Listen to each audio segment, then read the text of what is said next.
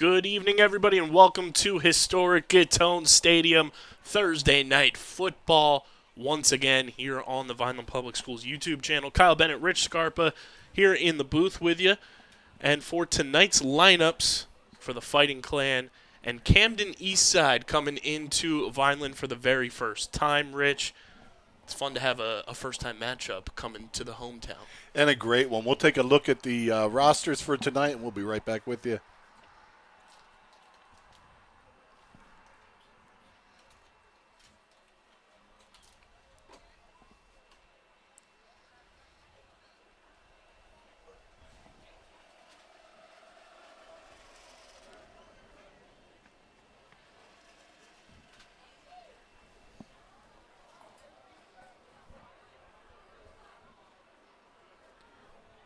Things are getting all settled in. Vineland in their acetate gray uniforms for the first time since week 1, I believe. They wore them against Bridgeton. Camden Eastside, though, first time coming to Vineland, the school formerly known as Woodrow Wilson, for everybody at home. And it's always fun to have these first-time matchups. And Coach Goose talked to me on Guzman's Gridiron this week. You know, the relationship with the head coach from Camden Eastside, purely unbelievable, have been great through the entire process of scheduling this game. Both teams wanted to get this one in, as we all know Vineland has the big one next week. Woodrow Wilson, Camden Eastside, they also have the big one still on Thanksgiving against Camden. So both teams getting in one more game before their big Thanksgiving Day games. Yeah, and for Camden Eastside, you're in the playoffs, and you put a thumping on Highland, 33-13, something like that. And then the next day you find out one of your players was ineligible. And when you hear that, you're like, well, that's what you get. But no, this is a player that played 3 plays. It wasn't like somebody that got the ball 20 times or threw 2 touchdowns or made 10 tackles. And we'll quiet down for our national anthem.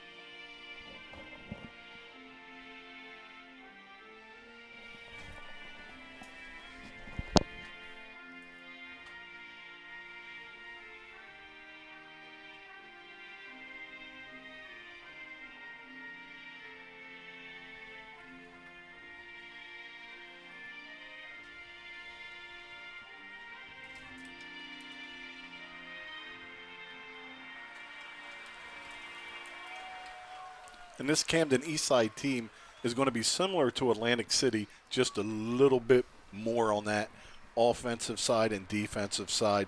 They throw the ball a ton, as you mentioned on Guzman's Gridiron when I was checking that out. 75-80% of the time it's going to be pass plays, and they're not always deep. They like to get the ball outside to the edges and free up some one-on-one. And one thing for Vineland, where they're strong at are their defensive backs. So it'll be a lot of open field tackling, a lot of commitment to it. And then we also have to watch our new edge rusher, Gallo, making sure that he takes away half the field. And the player to watch on offense for Camden Eastside is going to be William Love. You know, Rich, we have number 2 from Atlantic City in here last week. William Love in here this week. And then obviously Latsier Brooks playing for the neighboring town coming up next week. Vineland's going back-to-back-to-back weeks against arguably the top 3 wide receivers in the state. Yeah, and as a senior, Love is the number 3 recruit of any position in the state of New Jersey with commitments all over the board. He's got offers from Penn State, West Virginia, Syracuse, Pitt, Oregon, Georgia, to name a few. There was like 20 of them. I tried to grab a few for you.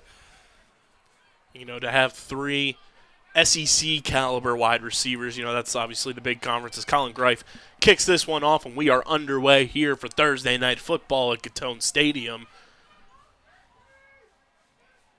Still on his feet and taken down at about the 30-yard line, but, you know, this gives a defense that is made up of, air quotes, underclassmen, a bunch of juniors on this defense, from Mason Afanador to Xavion Diaz to Saquon Anderson, an opportunity to really bolster their, highlight tapes and be in the spotlight with these top receivers that are being recruited to these SEC schools, these Big 10, Big 12 schools, and showcase their talents as well. We saw against Atlantic City, Saquon Anderson mostly on an island against number 2 from AC and did a phenomenal job.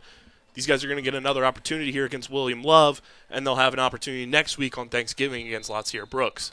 Yeah, and having these games with this talent, that we have so many guys playing in college because of when they could be scouting the other guy and say, who's that? 1st and 10 here for Camden Eastside. QB takes a snap, hands it off. Good solid run there. Pretty close to a first down on that opening run there for the Tigers. So for that Vineland defense that has really come on after not a slow start, a decent start, but really started putting quarters together really well. They have a few all-conference guys. And that Sode up on the D-line, Ryan Maven, Saquon Anderson, and Greif are 4 all-conference, with Gallo and Diaz as honorable mentions. So Vineland has the people in the right spots to try to defend this passing attack, but the first down was a 10-yard run. I believe Mason Afanador got the athlete tab as well for all conference, being he plays both sides of the ball. This one's fired and just out of the reach of the intended receiver. Yeah, that was Afanador and Powell on the offensive side with Gilbert, so 3 more on offense. And you're talking about a team that was 1-4 in conference play, so really shows you the growth that Vineland has made.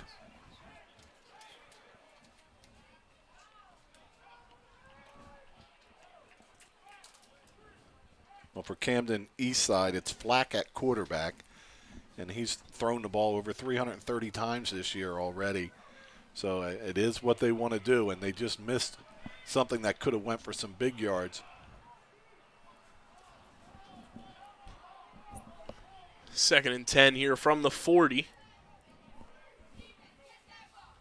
Looking to pass. They fire. Quick pass to the top of your screen. And good job by Vineland there to wrap things up. Mason Afanador with the initial contact there. Followed up by Tank Powell. That's a start of that. Get the ball wide, make them miss, and a great job tackling for Vineland on that. Up front for Camden Eastside is another high recruit, Will Norman, 6'5", 330 pounds. He's playing left tackle, number 70.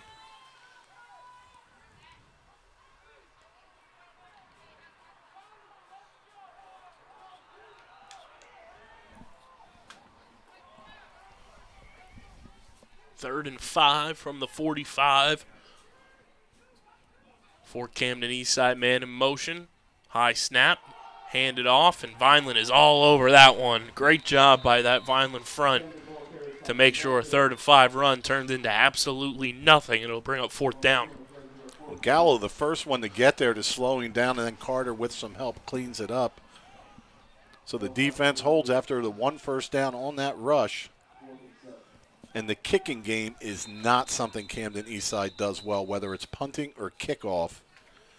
You know, they struggle in that role. It also makes it challenging on kickoffs. Hopefully we only see them do it once, because it's about a 15-yard roller or onside half the time. Not a lot of leg on the kickoffs.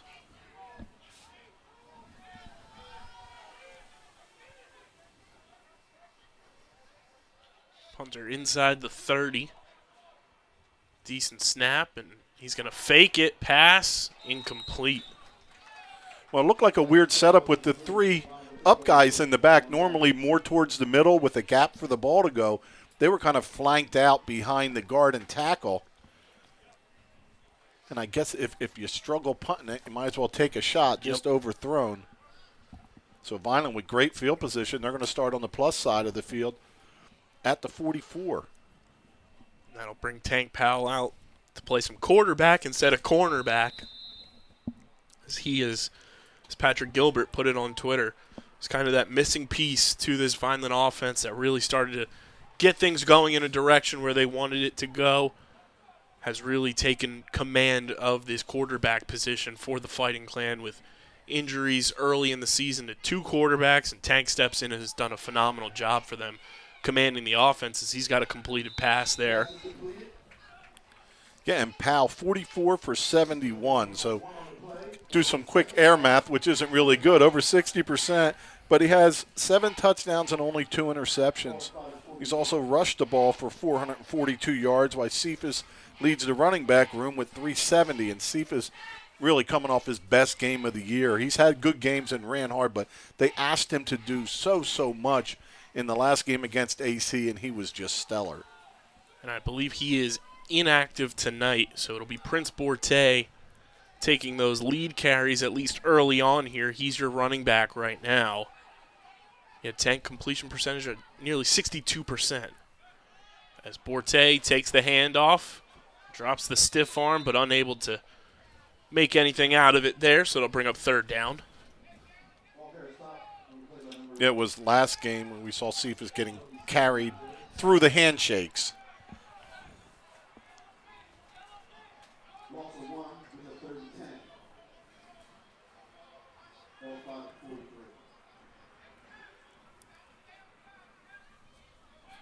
Schwed and Mason Afanador check out, so Julius Wilson check in, Gavin Gallo check in, and Noah Cruz check in on offense. So triple tight end set, and we've got a flag before Vineland even lines up.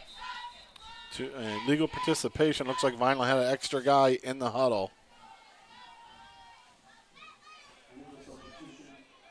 So you can't have 12 in the huddle and then send one out. So see if Vineland needs to change up their play call here with a 3rd and 15.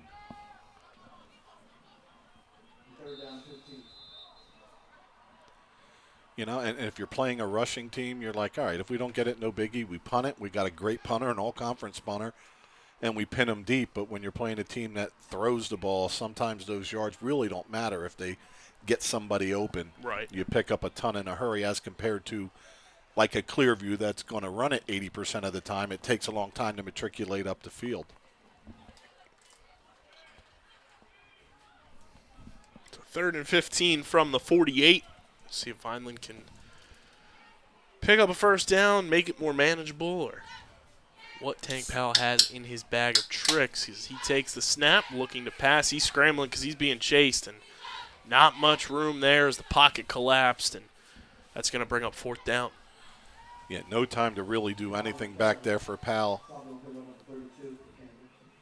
But they are rushing from the outside in, so it's not like they're getting a major push in the middle and you're like, oh, we can roll out. They're really containing them inside that pocket with a nice push by their defensive ends.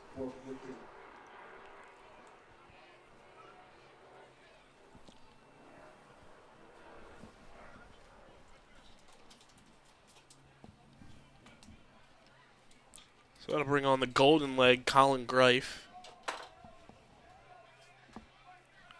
Back to his regular number 14 in these acetate gray unis. Give him some blocking. He'll get it over the deep guy's head. Great punt. Over the deep guy's head. But just a little too much and rolls in the end zone.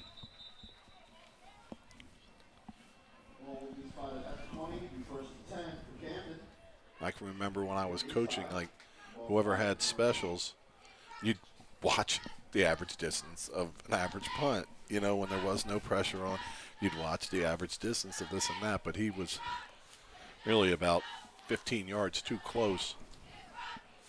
But it does go in the end zone, so not that much of a hurt. Camden Eastside will start at the 20-yard line.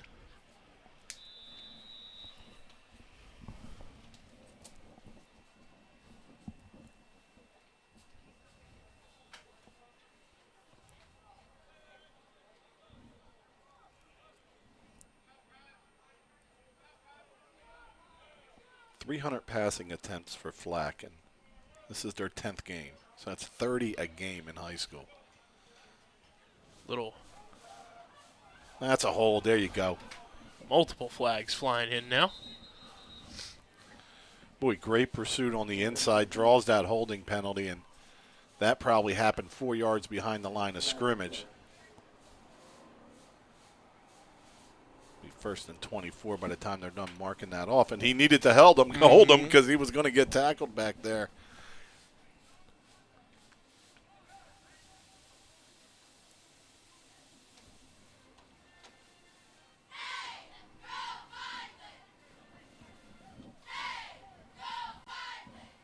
Well, the game got scheduled in time, but there was a week off in between, and don't know if everybody's aware that we're here tonight because we've had some really strong support here from our fans and our students, and tonight the memo may have got to them a little late. Beautiful night out. Last time I was shaking up here, but feeling all right tonight. It's almost 70 degrees today when the sun was out. Looking to pass. Quick pass over the middle there. And well, they get the penalty yards back. Second and 20, so pretty much just a loss of down there. About 5 minutes to go here in this opening quarter.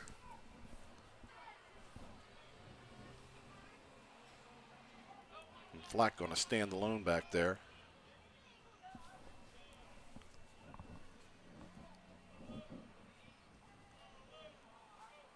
Flack takes the snap, looking to pass. He's scrambling, going to take it on a run himself. Gets tripped up, but stays on his feet. And finally taken down by Tank Powell. Well, great pursuit by the whole team as you see them all in a bunch over there. Elusive running by Flack. I kind of thought that ball was held a little loose. I was waiting to see if they could pop that out, but that looked like it was going to be a first down when he started running with it. And great job by that defense converging.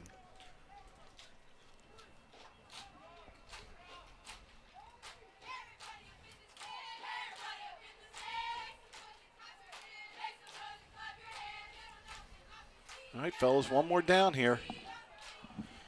3rd and 5.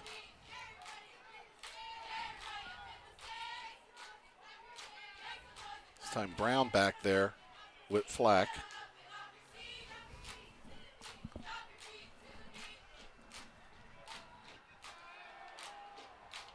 And taken down. Xavion Diaz, Noah Cruz, Ryan Carter, and Ryan Maven all in there. Well, Vineland sent some pressure, and it really just had Flack on his heels moving back, and got to think you are going to try to punt this one now. Deep in your own end. The defense ends up giving up no yards, -5 on that drive. 60 yards field for first.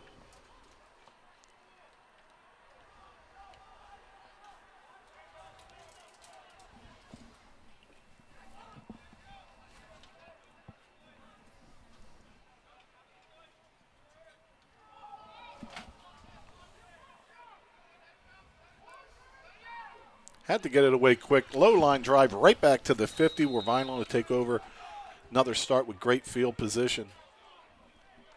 Good pressure on that punt. 2:51 remaining here in this first quarter as Vineland sets up shop. Back on offense. Now, is that 2 weeks ago? That is this week's. Okay. I didn't know if you're like, oh, it's been kind of cool. It would be nice if we got like a mini fridge up here for us. Well, Deanna Greif delivered again some nice snacks. Today's menu are chocolate chip cookies with M&Ms on top. They're nice and gooey and soft in the middle. Thank you very much.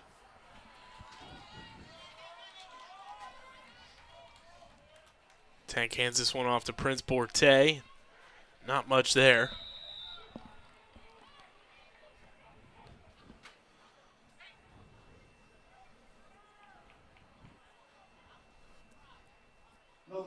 It's something we saw with Cephas, nothing there, just get up in there quick. Yeah, and sometimes trying to pick a hole can hamper you because even though 2 yards isn't the most productive play, it's better than none sometimes, and you want to attack that defense a little bit too. But up in the middle for them is where the big guy is.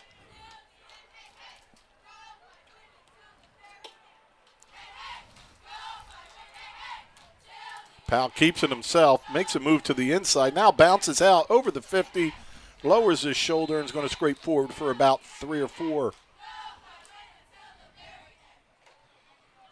Powell carries Southern play by number 3 for Camden Eastside. Ball spotted at 46. He's a third down.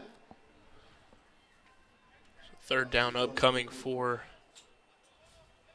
the Fighting Clan here with about 90 seconds and counting to go. 3rd and 6 from the 46. Jaheim Reddick, number 70. I misidentified him as Will Norman earlier, but he's in the middle and he's controlling that inside. Now he's going to head out. But, you know, one thing, when you have those two-way linemen playing, you know, you tend to wear down. So what isn't there now may be there later as he checks out.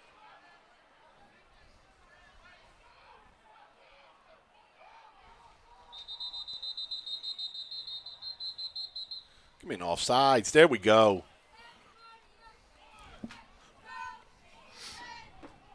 So it's going to be 3rd and a short 1.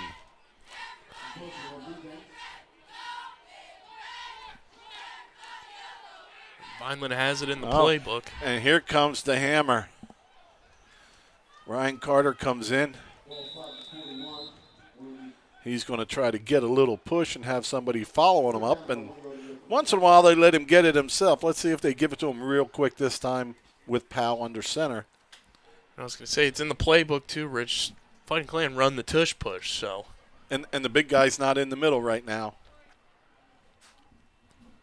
Chestnut should be able to get a little bit of a push from the center position on this. They're toe-to-toe. Powell under center. They do hand it to Ryan Carter, and he's got a first down. Now, you go in, you make that big 3rd down, and most of the time they're going to say, Carter, come on back over here. It's a thankless job. One of the few times you'll see Ryan Carter run to the outside as well, the way he just did there. And Vineland's going to hit the sideline and let this go to half. Or half, let this quarter run out. And that'll do it here for that first quarter as the buzzer about to sound. We're going to take a quick break from our sponsors. Don't go anywhere. We'll be back for the second quarter from Gittone Stadium. The Red and Gray Gridiron Club would like to thank the following sponsors for their support of the Vineland High School football team this season.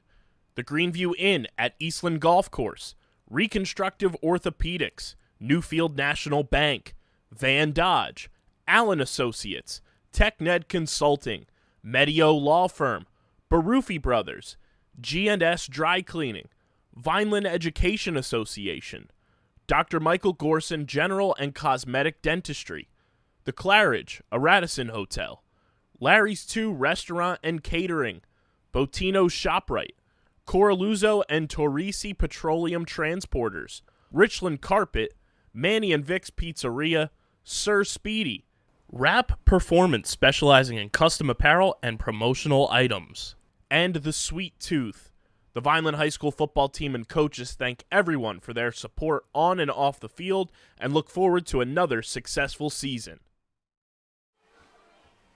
And welcome back, everybody, to Gittone Stadium here for Thursday night football between the Fighting Clan of Vineland and the Tigers of Camden Eastside. Kyle Bennett, Rich Scarpa here on the call with you, and it's a 0-0 ball game. First down upcoming here for the Fighting Clan from the 39-yard line.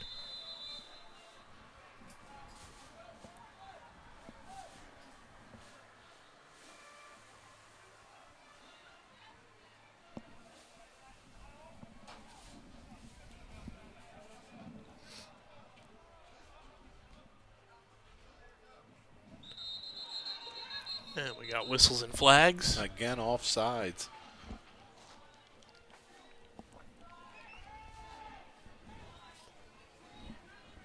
Yeah, Vineland had 2 slot backs, if you want to call them that, or wing backs back in the day. On that one side, a little bit unbalanced, sends the motion that way, try to outman them on that side of the field. Didn't really look like it was going to go for much if it went. But right now, Vaughn trying to find their way, trying to add an extra blocker. whichever way they can. But 1st and 5 really sets you up nicely.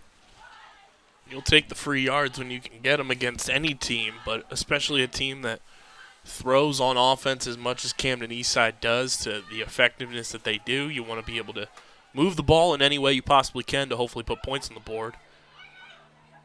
Tank's going to have a nice QB keeper for a first down and a little more there. Great fake on the handoff to Xavion Diaz by Tank Powell to disguise that one and run right up the gut. You're absolutely right. They saw that earlier on the offsides play, and this time Powell and everybody execute the fake, right? There was no lazy fake. There was no back stop running when you get the fake. They really executed that well, and that flow of the defense just went towards the top of the screen, and Powell takes it for the first down. Well done. You know, we mentioned Patrick Gilbert talking about Tank being kind of the missing piece on offense for the Fighting Clan at the quarterback position, and his QB knowledge and just his knowledge of the game as he gets set to pass here, scrambling, trying to avoid pressure. He's taken down, gets it back close to, if not at the line of scrimmage. Well, he doesn't lack knowledge in anything else either. One of the best scholars on the team. He's visited a few Ivy League schools with those kind of grades in athleticism. I visited some Ivy League schools, but that was just when we were wrestling against them in college. I visited some too, and then I woke up. I didn't know if you were swimming there. Yeah. No, but I'll proudly acknowledge my academic All-America plaque hanging up at the pool. Oh, very nice. I don't have one of those. I got that always eligible certificate. That's what I was after. 2nd and 13. Tank hands this one off to Borte. And still not much there in the run game. Yeah, we got to get up in that line quick, fast, and hard, and then look.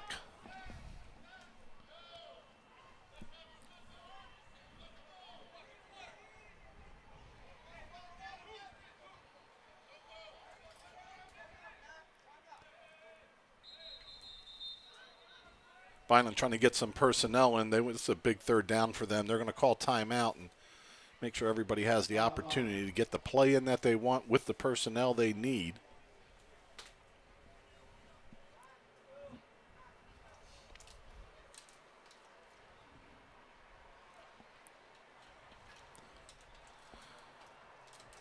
The flag laying kind of flat.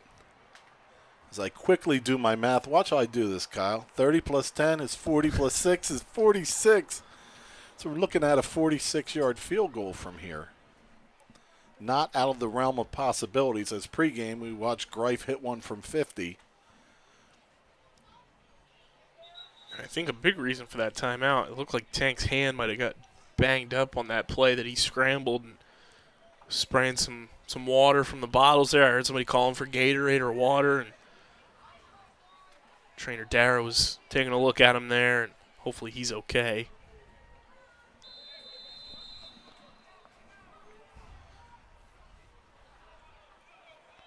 Seven or 8 would be nice right here. Tank looking to pass, and he's taken down quickly by number 11, Rashid Bell.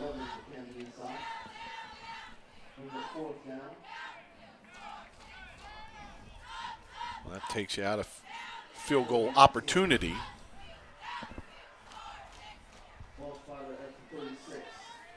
It's when if you're the kicker, you're like, oh my God. Oh my God.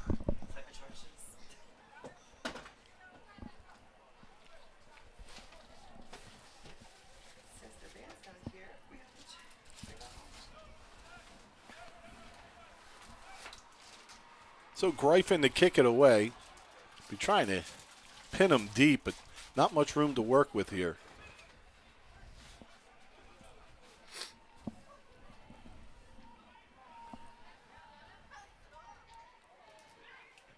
Greif gets that one away. His pressure was incoming. Oh, it's going to lay down nicely. Get on that at the 11.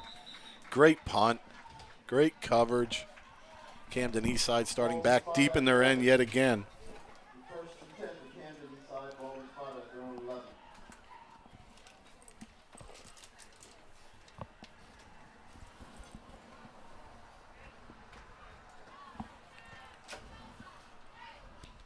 So 8:46.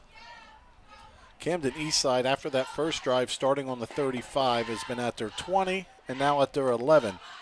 So Vineland's starting to take over the field position. They now go heavy. D back out, lineman in.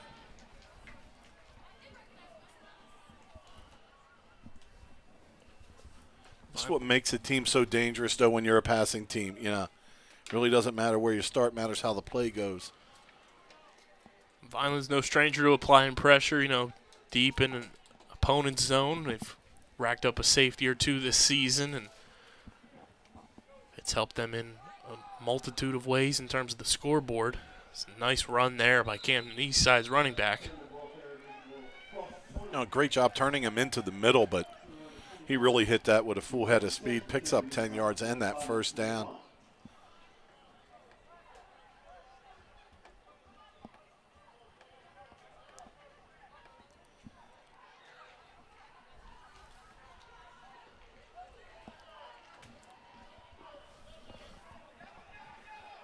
First and 10 from the 21-yard line. Handed off once again. And the lane is there for another great pickup on the ground for Camden Eastside. Well, they may want to throw the ball, but their success has been running it. Second down. They're about 6.5 yards a carry, 7 yards a carry when they're doing it.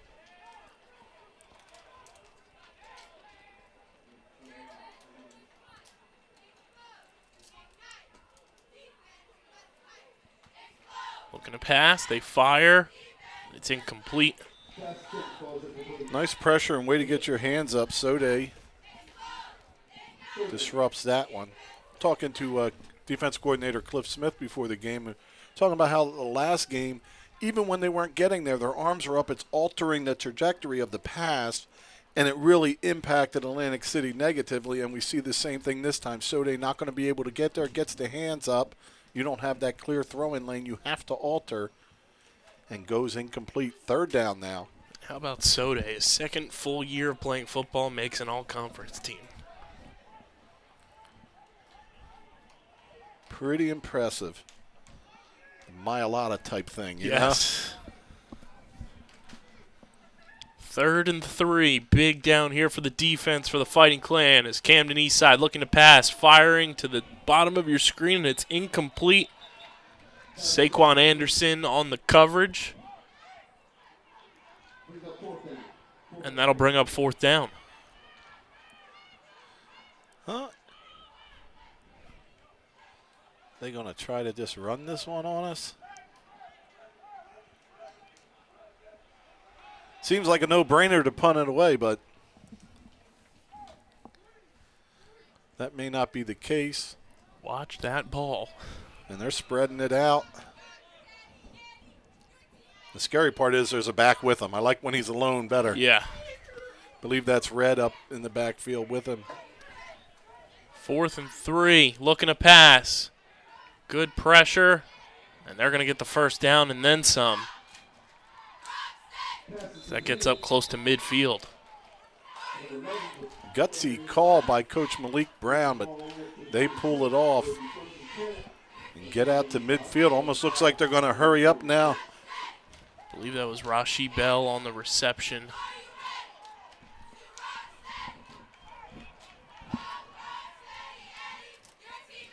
Looking to pass once again. Julius Wilson just misses, getting a big-time sack, forces the QB to go on the run, and he makes something out of nothing.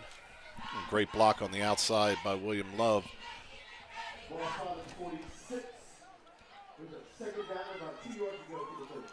Now 3rd and 3 in your own end, and just that quickly.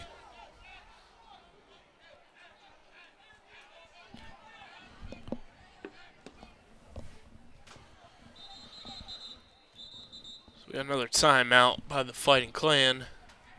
6:55 to go until halftime. 2nd and 2 upcoming for Camden Eastside.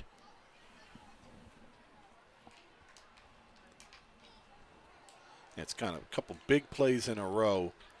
Has Vineland on their heels and kind of chasing. They're trying to get a nice pass rush. but they're also getting up the field a little bit too far.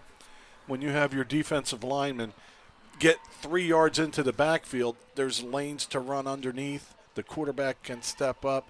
You still, if there's a back in the backfield, you have to play run on the inside. And so we're not going after the quarterback because the deeper you get, the more the holes open up behind you. It's a former nose guard. It was the only time I'm supposed to have a sack is if I push the center into the quarterback because I have center draw and I have both A gaps all the time, pass or run. So you don't want to get too deep in there. Here, just a second and maybe 2, short 2. Camden Eastside's best drive of the game.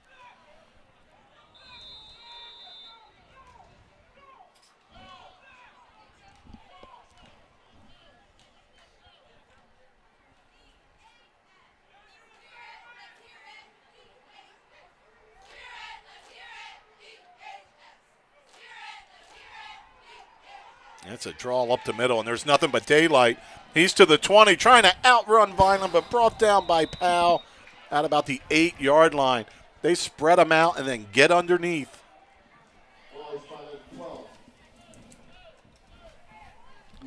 Touchdown saving tackle by Powell.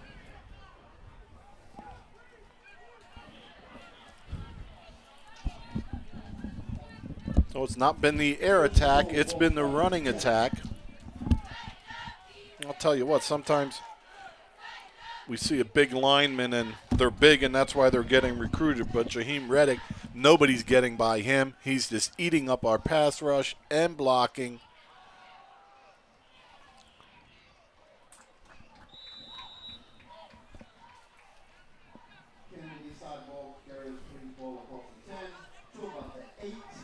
I don't know, kind of looks like the missing ingredient is that old school linebacker, somebody about 220 pounds, low to the ground, to come up and stock and fill. We have these tremendous athletes there, but they're getting up in there and they're getting washed out a little bit. So 2nd and goal.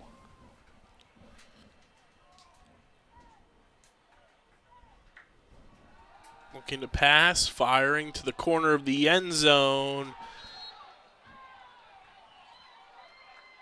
Out of bounds. Nice job. Nice coverage by Mason Afanador. Marshawn Washington catches it, but he gets pushed before he can get his foot down in there.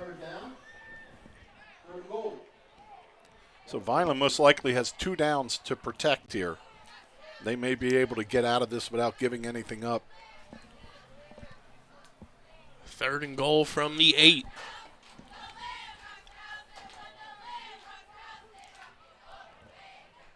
More than likely 2-down situation here for Camden Eastside, with it being goal to go.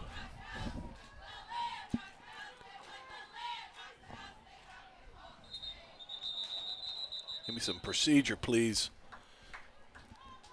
There you go. It's like the hustle. And that helps out a lot, those 5 yards.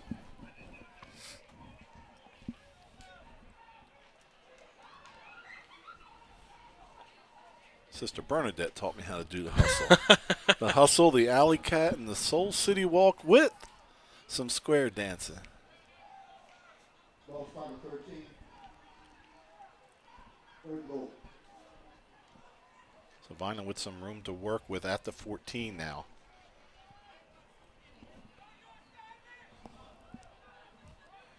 Camden's going to keep their running back with them, so you got to honor the run still.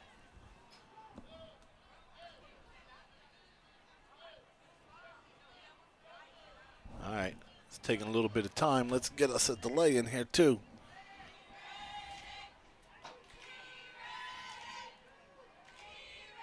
Looking to pass. Screen. Pressure's screen. there. There is the screen. Can't fool everybody. When it's too easy for a reason. 12-yard pickup. It'll be 4th and goal from the 1. And they're ready to go real quick. Ball's on the ground. they're going to call procedure. As they tried to go with a quick snap to the quarterback, he did drop it on the ground and not get in, but the play was, I believe, blown dead for procedure. And now wholesale changes come in for Camden Eastside.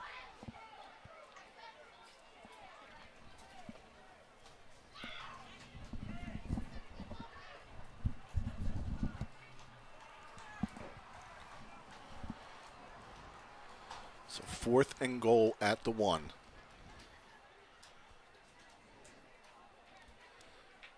You got to think you go for it here.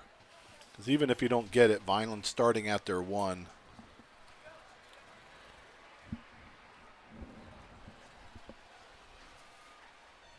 Kind of like that as compared to, I didn't see much place kicking or kickoff on film that was productive.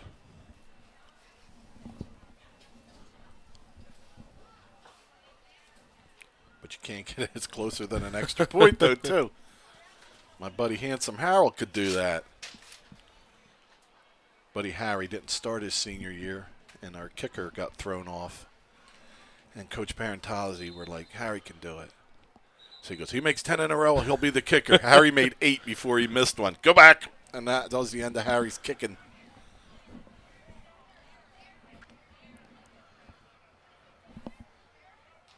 Fourth and goal upcoming here. I bet you they try to go wide.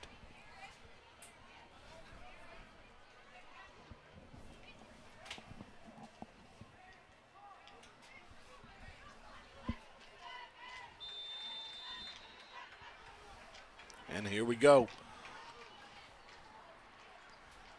Oh, I want to see hands on this side. Ah, there they are. Really close, but just gets over into the end zone.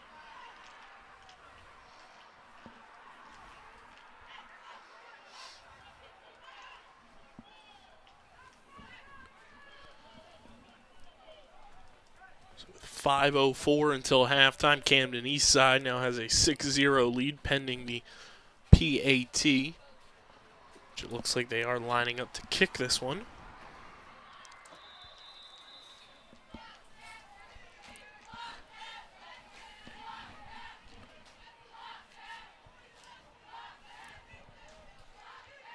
Ball Good spotted. snap. Kick is up. And no good. Well, expected to see that ball through the air the whole way, but it's the running attack on that drive. Starting back at their 11, convert a third down inside their, or fourth down inside their own 30, a 4th and 3. And from there it was that big center screen, got them back down right to the nose of the goal line, and I don't know. I mean, it was so obvious it was a screen. Like, all you got to do is park your behind there. You'd have been better off taking the play off. You'd been right in the way. But 5 minutes to go. Vineland with time with the football. The extra point, no good. So it's only 6.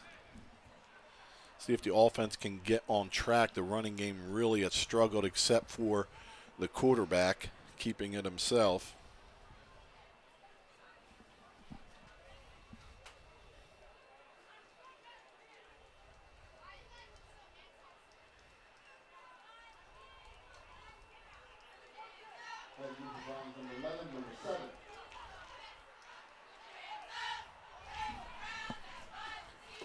And on that screen, they released the Vineland guys early, got upfield, which is allowed as long as the pass is completed behind the line. The lineman can be downfield, and that just really made it tough on the backers. All right, out of bounds, Vineland will get good field position to start.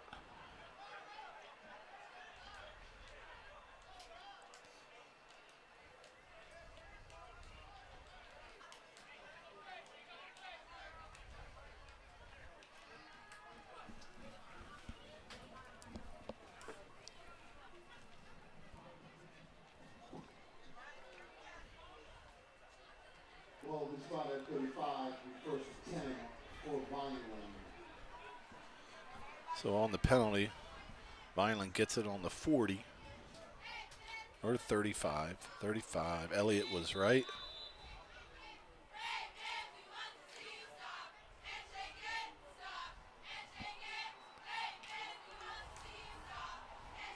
All right, let's get something going here.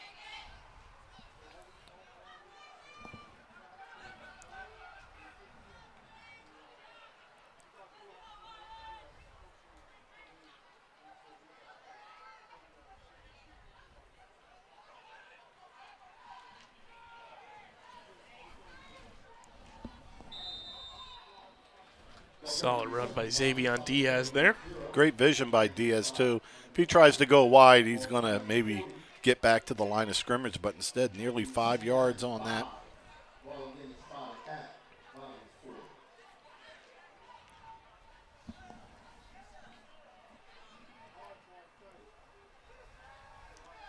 Cruz and Diaz both in right now.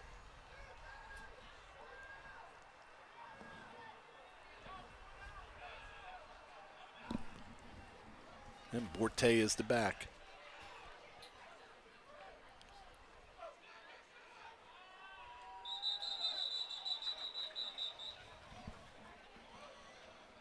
Camden is getting off the ball. They got off a little early, but Pressure on defense. looks like that should be enough for a first down. 5-yard penalty. Shooting ball first down to Vineland.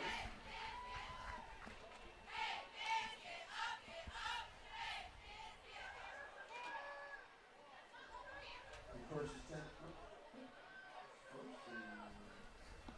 So Vineland did defer. They won the toss and deferred, so we'll get the ball to start the third quarter. Trying to get that 2-for-1 as we hit 4 minutes and running.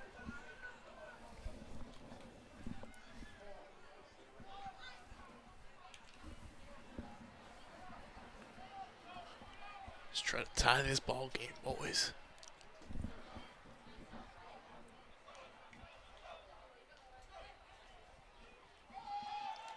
Hand this one off. And again, not much there in the running game tonight so far for the Fighting Clan. Ball carries number 9 for Vineland. Moves the ball across the 45 to the 48 to the third down. Second down, 7. Ball against 5. That's the 48.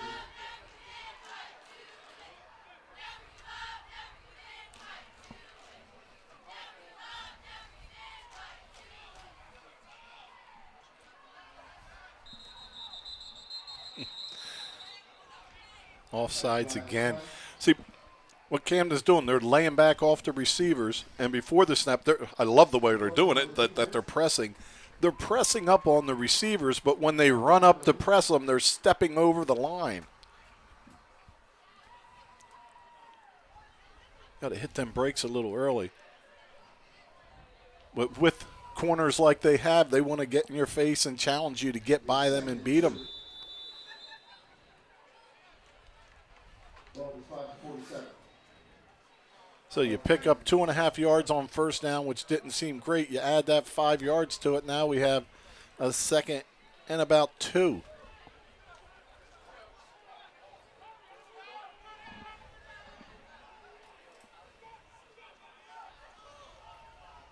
Powell has them ready. And he rolls. He's looking to throw. There's holding down there. Is that intercepted as he makes a move in front?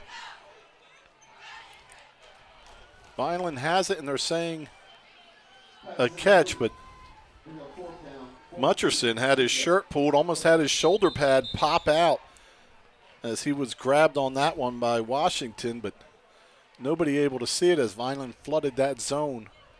So it's 4th and a long 2.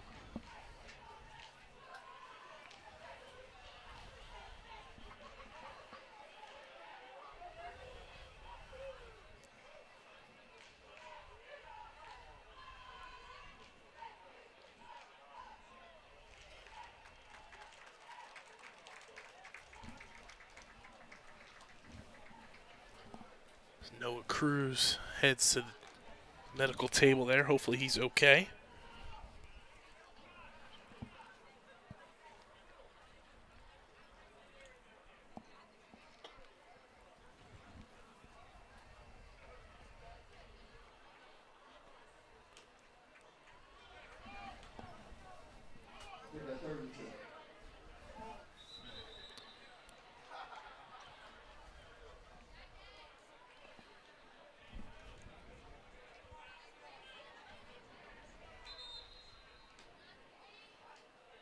May have lost a little bit. 3rd and a long 2. From the 47. This is where Powell kept on this last time. Hands this one off to Borte, and he's taken down in the backfield.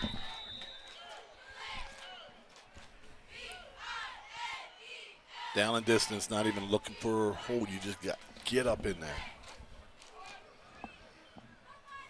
So Vineland's going to punt it back as we creep under 2 minutes.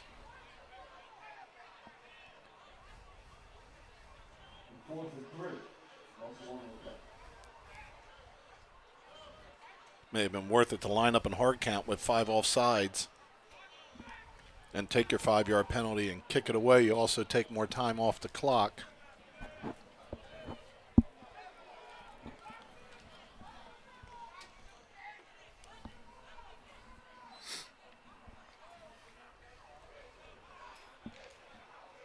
Camden way back off the football.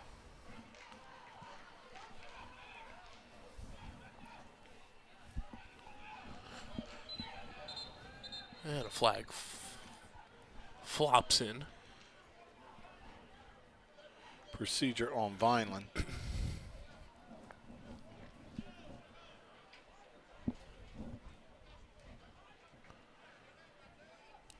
You go in motion, you can't come forward. We've been getting away with it the last few games. And he really only took a step forward to get set, but the official right on him.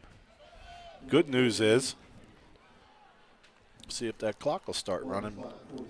1:15. And it won't run till the snap.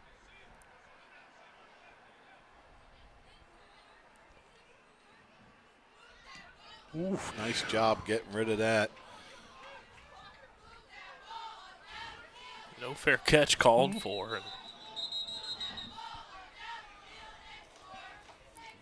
wants the called football. Grit. He wants the football. That was either Love or Dominguez. Most likely Dominguez. We have 2 number 5s on here, but he didn't look 6'2". He looked more 5'9".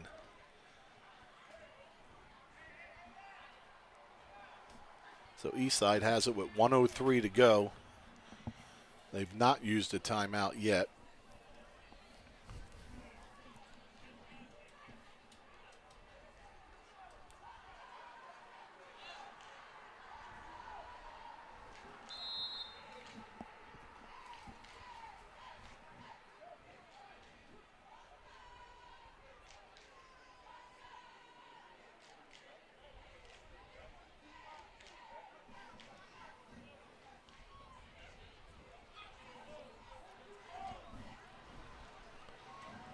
Let's draw up the middle. Carter brings him down right away.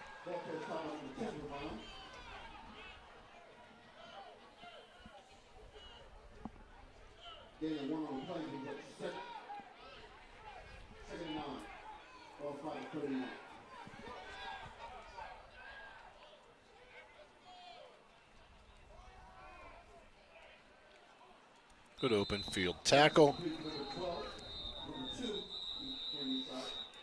Fanador, one of the leading tacklers, and a timeout now called by Camden Eastside with 33 seconds to go and a 3rd and about 2.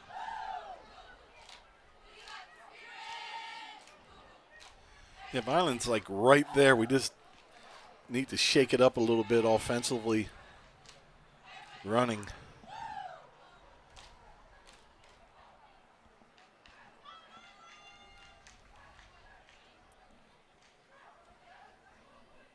I'm sure we'll regroup at halftime. You have that senior offensive line. I'm sure they'll be challenged to produce something in that run game in the second half.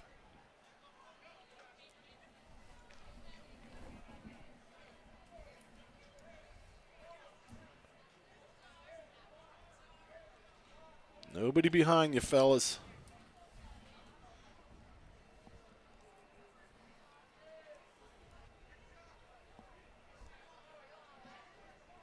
Maybe time to take out one of your D linemen and throw somebody back deep. Coach Shelton is barking out to his defense. Can hear him up here in the booth. Typically when he sees something, it's there. So we'll see if Vineland's defense picks up on it here on this third down play as Camden Eastside heaves this one downfield, and Mark Mutcherson is there to come up with the interception. Number 11, Mark Mutcherson is there like a center fielder to come up with the big-time turnover and prevent any more damage on this drive from Camden Eastside. What a play by Big Mutch. Yeah, and you couldn't describe it better, like a center fielder. He tracked it, got to it, high-pointed it like he always does. There was 2 receivers there and one of him.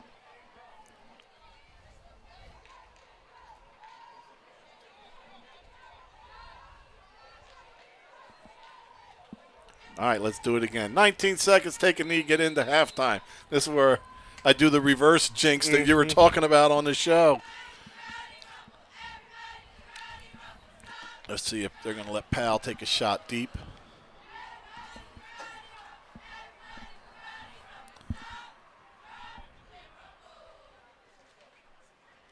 Tank looking to pass. Pocket collapses on top of him. Man, the blitz came in and running back tried to pick him up, but just got driven backwards. 4, 3, 2, and that's going to be it for the half. And that's the half. And that'll do it for the first half here from Gittone Stadium. Camden Eastside goes into halftime with a 6-0 lead. We'll be back for second half action, so don't go anywhere. You're watching Vineland High School varsity football on the Vineland Public Schools YouTube channel.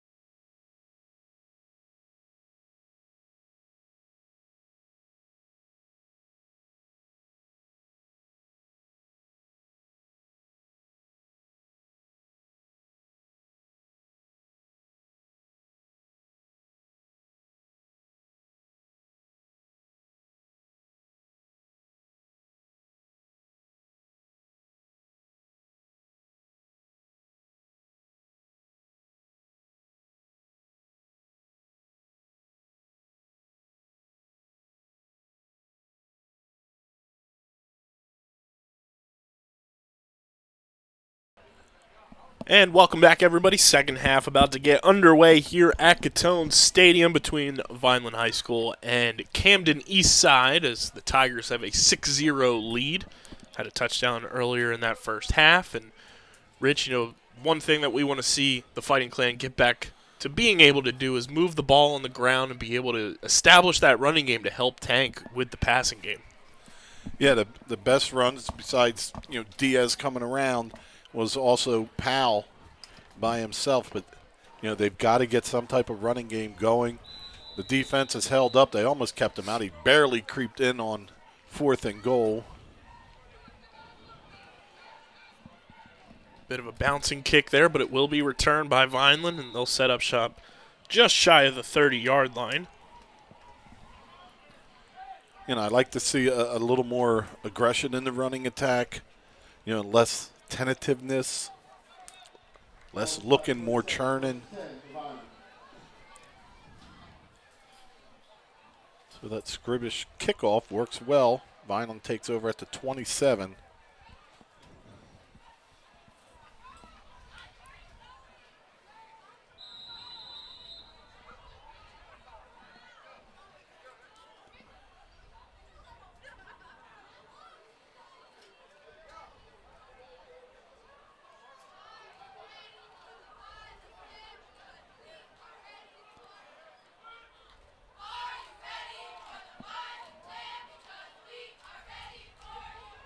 There you go. That's the way.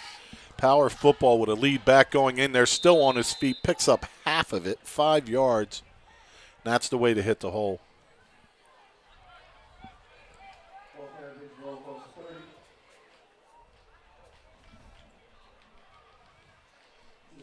Not only a nice run, if you keep attacking that, you can wear down that inside of the defense. And they're sending one of the two backers most plays, so if they go to the wrong gap, you also have one less linebacker to stop you in the middle, and you can squirt through.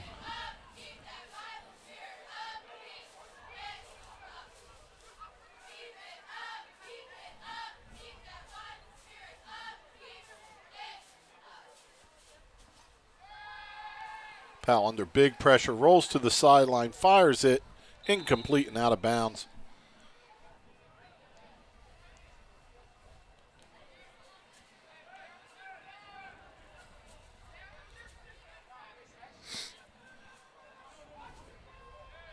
A lot of communication between Powell and the running backs there. 3rd and 5, it was 3 or 4 offsides by Camden Eastside. See if Vineland tries to draw them off here.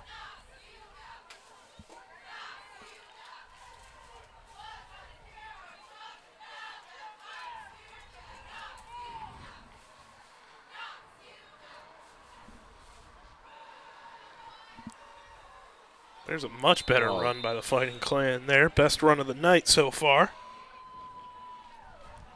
That's 2 really nice carries by Borte. And Vineland converts that first down.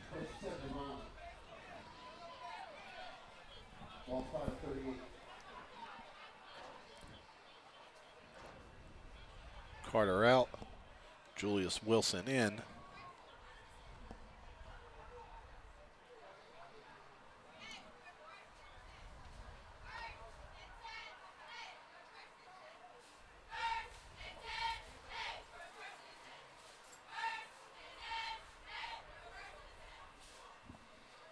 So it looks like Wilson's, he was going to spread out. I thought he was going to stay in that backfield and be that battering ram now. So he closes in a little tighter. He may be the lead blocker. Oh, looks like Vineland jumped.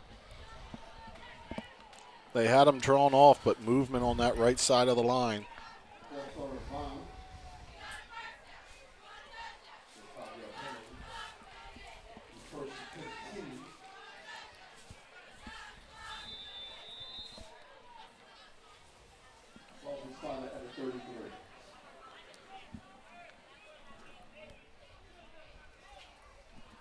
That kind of messes down and distance up. You're running for 4 or 5 on your first 2 carries. But you're 5 in the hole now.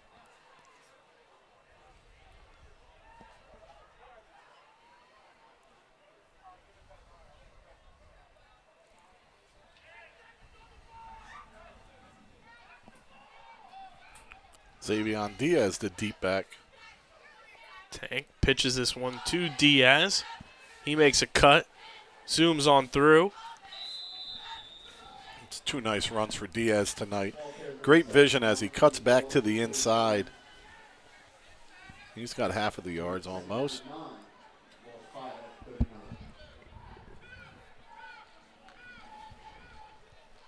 Second and 10, second and 9. Depending on where the ball lies on that hash mark there, but nonetheless, it's a second down upcoming here from the 39-yard line.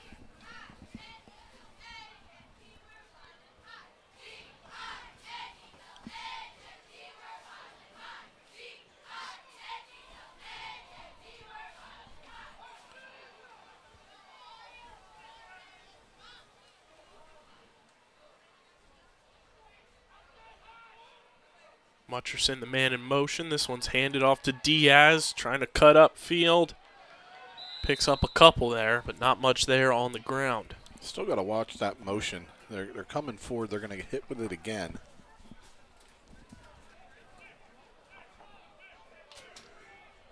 The 3rd and 8, ball is spotted at the 40.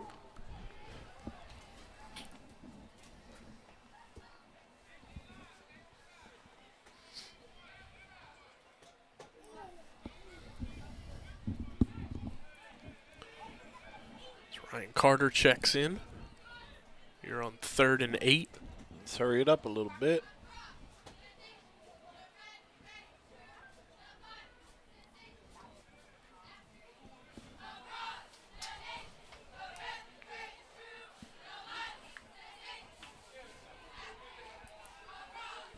Four, 3, 2. Good job getting that off. Tank firing deep and overthrown is Mark Mutcherson. Vineland sending the punt team in.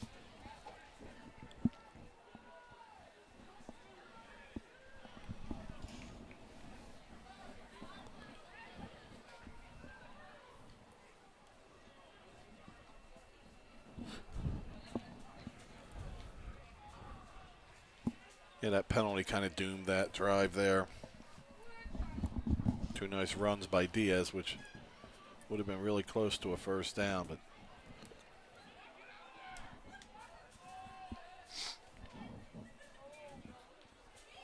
Greif gets this one away. Nice punt once again.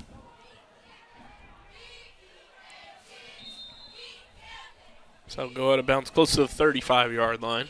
beautiful punt, but bad hop when it hit the ground. First and 10 for Camden Eastside. Ball spotted at your own 35. So Camden just had that one drive, and that was mostly on the ground. The passing game has been stalled in the first half for them, but they've been able to run through the middle of that Vineland defense on that drive to get in the end zone. Helped with that center screen again, keeping everything in the middle.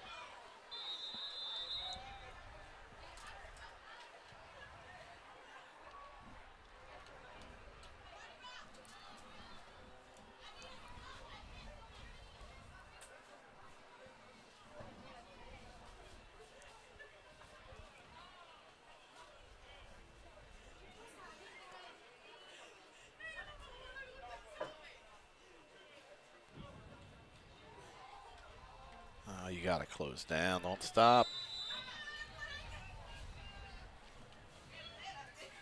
Nice gain on first down for Camden. Ball spotted at 41.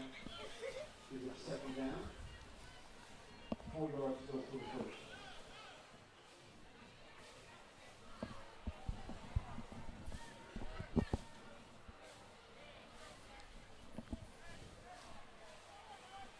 Six and a half end counting to go here in this third quarter. Camden Eastside looking to pass, firing deep, and it's incomplete.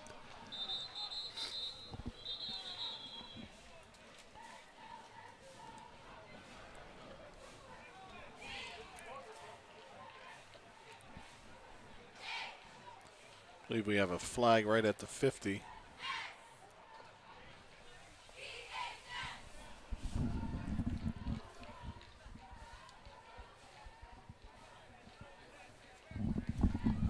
Holding call on Vineland.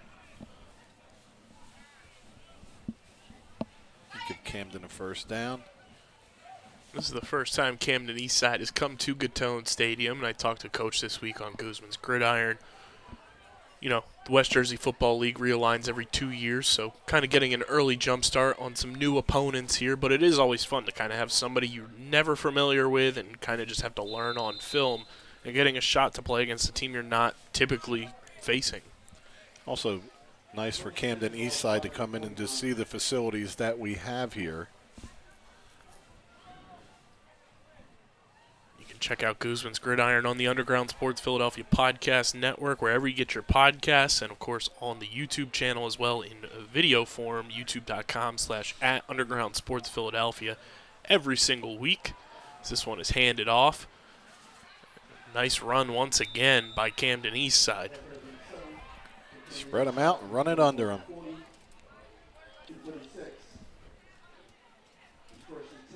We'll obviously have the big episode on deck this coming Monday at the Double Eagle Saloon and Deck Bar as we get set for Turkey Day.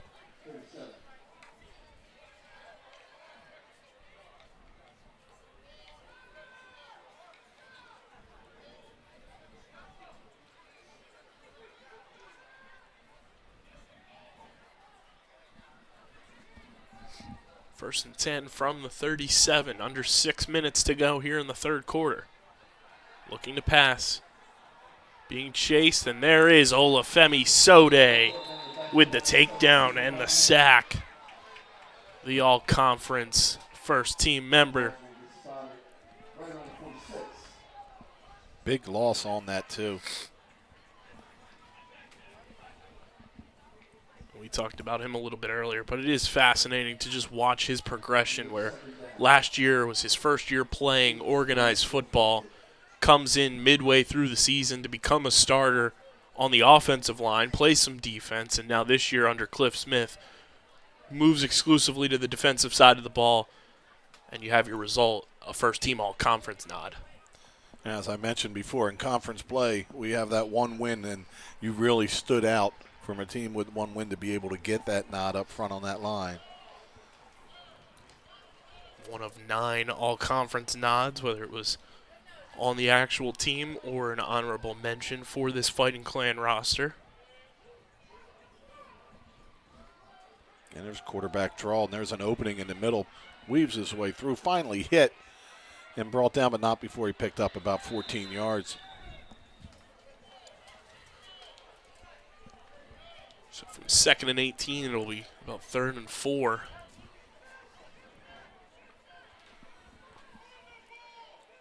And back in 2-down territory also. That drive they scored on, they did go 4th and 3 inside their own 30 and converted. Looking to pass, fires, incomplete off the hands of the intended receiver there. All right, one more play, guys, and you get this football back.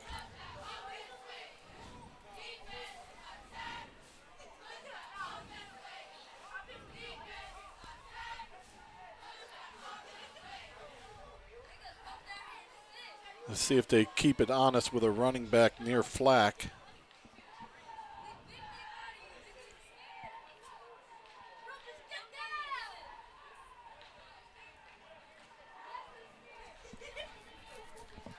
Fourth and 6 from the 33-yard line here for Camden Eastside.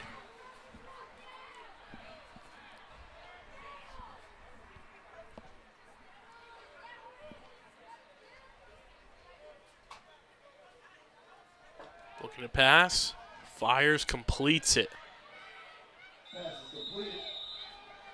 Enough for the first down.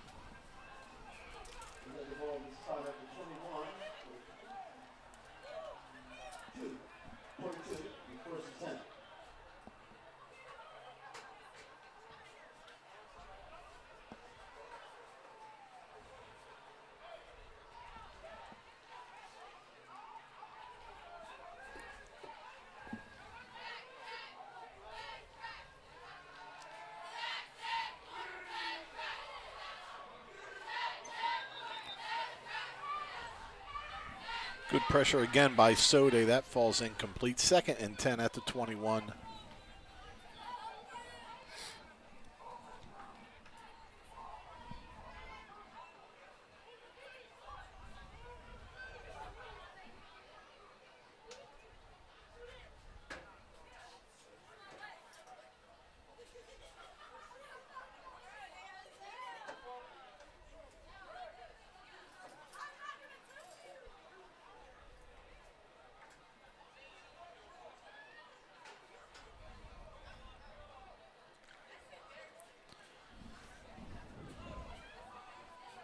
They flip-flop Sode. He's at the bottom on the line.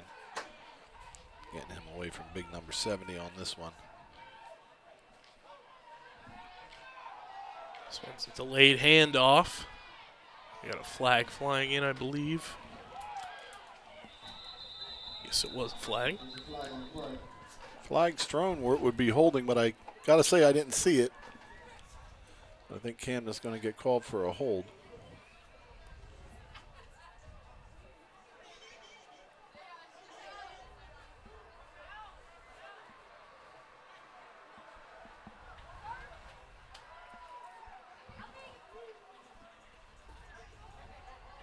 Just 6-0 here. The holding call is really going to move them back. Vineland has a lot of room to play with here. It'll be a 2nd and 20.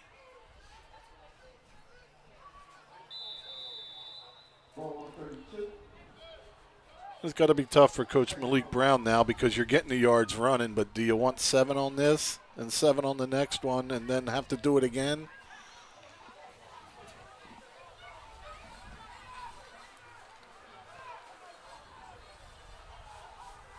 A little confusing on the Camden side.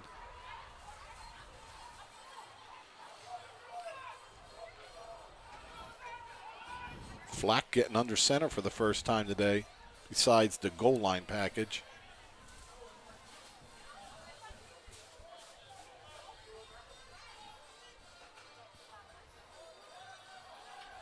Oh, great job, great pursuit. Pull him down, finish it up.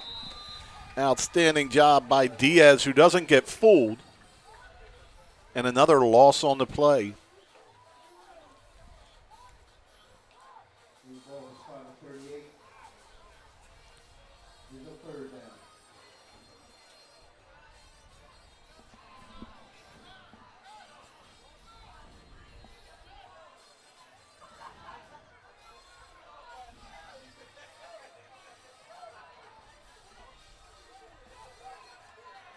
So 3rd and about 25. Tried to get a little sneaky. He was under center and sat there for a second before he rolled out.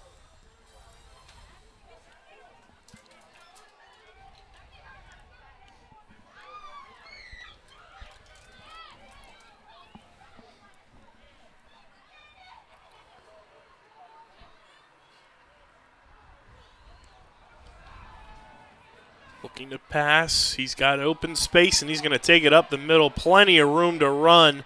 Does Flack. And takes it into the red zone. Ball is loose, but recovered by Eastside. Vineland hawking the football. Just not able to come up with the recovery. And outstanding job pulling that down. As Flack gets the first down, gets 27-28 on that.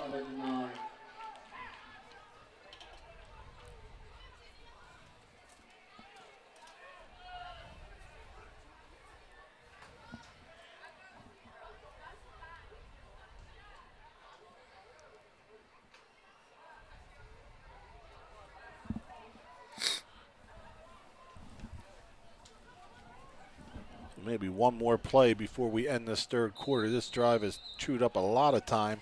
And as we get a timeout by Camden. We'll take a quick break to have a word from our sponsors. Don't go anywhere. You're watching Vineland High School football right here on the Vineland Public Schools YouTube channel.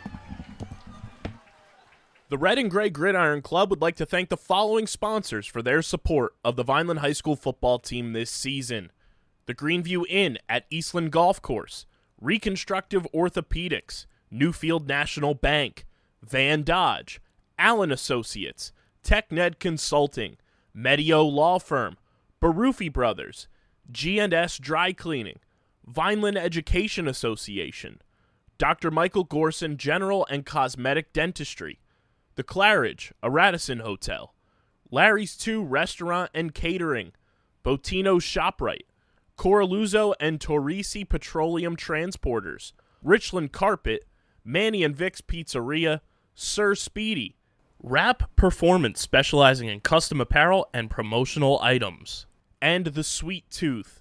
The Vineland High School football team and coaches thank everyone for their support on and off the field and look forward to another successful season. And welcome back, everybody.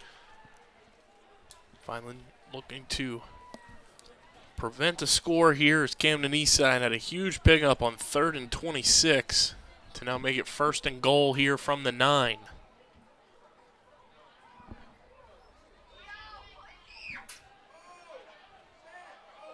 Somehow gets it away.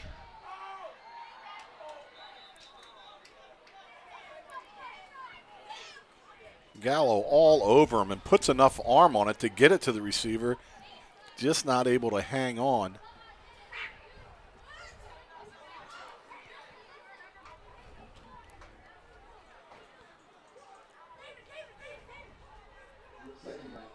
And they put Flack under center. He doesn't get out from back there really quick. Kind of looks like it's almost intentional. Let some flow go by. A great job by Gallo staying with him to force that pass.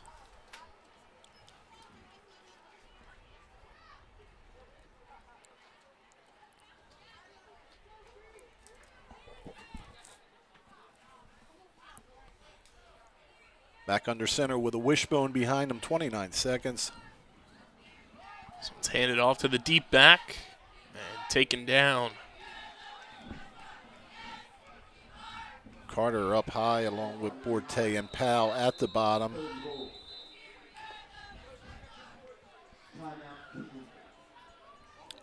I wonder why.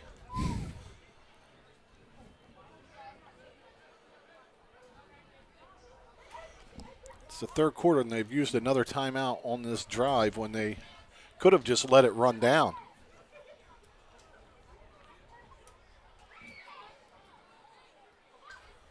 Well, then again, that end zone is the east side.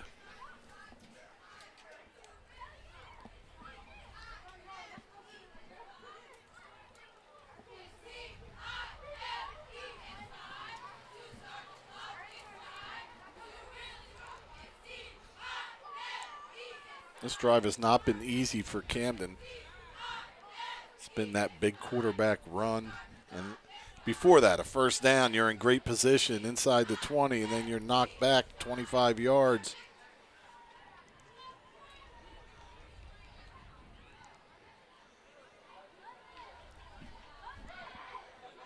Now you have a 3rd and goal at the 10.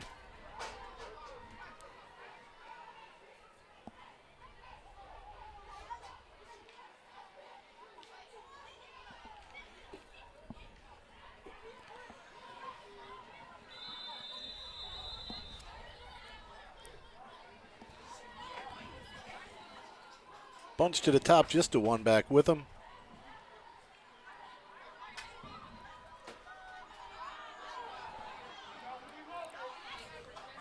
Great coverage, ball underthrown. Just that quickly we get to a 4th down. 12.4 on the clock.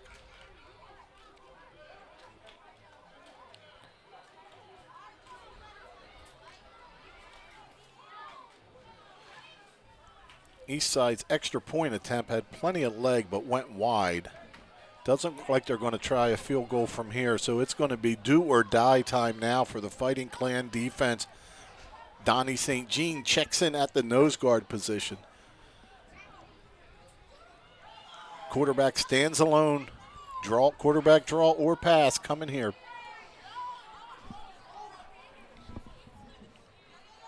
Looking to pass. He's looking, scrambling, takes it up, fires, and off the crossbar, incomplete. Double doink off Powell, tips it up into the crossbar, and after all that, the defense holds and the buzzer sounds 4 seconds after the pass falls incomplete. So we're just going to get this started down the other end instead of having to move again. No complaints here. Great job defense. Vineland's going to start off on their own 10-yard line, down 6 points. Let's conjure up some fourth quarter magic. Well, the first drive we were able to run the ball much better than we had earlier. There were some new looks with Diaz getting a couple. Then also Wilson came in to lead block for Carter when he came out. And Borte had his 2 best runs on that first drive.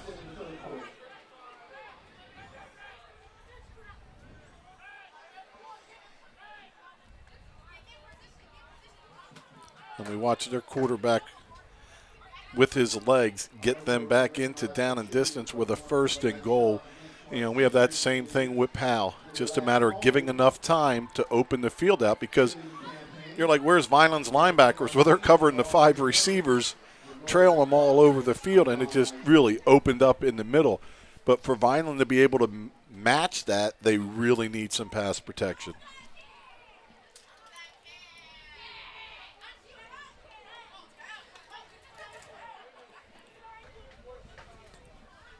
Some strong defensive performances in the second half of this season for the Fighting Clan. And you know what? You give up that 4th and 25 or whatever it was. It's easy to put your head down, 1st and goal, and you want to yell at everybody.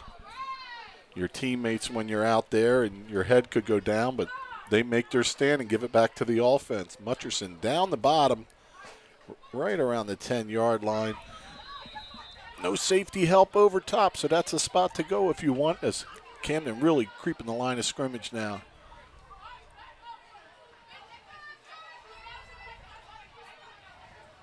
Beautiful. In the open. Get those wheels moving to the 50, the 40. One guy has an angle on Powell inside the 20, down at the 14-yard line. Tank Powell keeps it around, shows those legs just what we let in with. That you got to give him some time to be able to do that. This time he takes it himself around the top and gets himself a massive gain. 15 seconds into this quarter, Vineland setting up 1st and 10 at the Camden Eastside 12. Ball is 5 and 12, 1st and 10. Come on, ball spotted at Camden Eastside 12.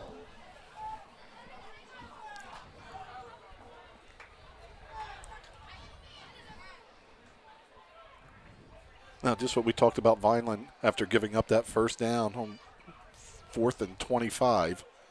Camden has a chance to go flat here if you can just get some positive yards. So let's hand it off. Oh, nice block.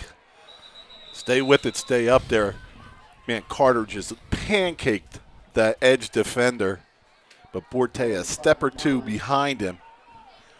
Get right in his hip pocket. I used to tell my fullback, he's like, well, when I come through here, who do I block? I go, nobody. You just run.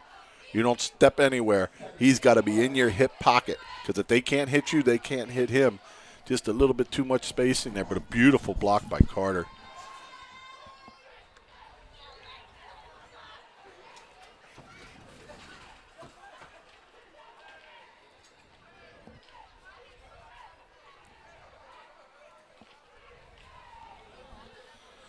Let's go, line.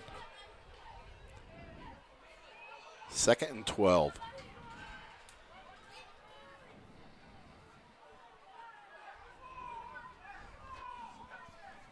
Powell's going to pitch this one.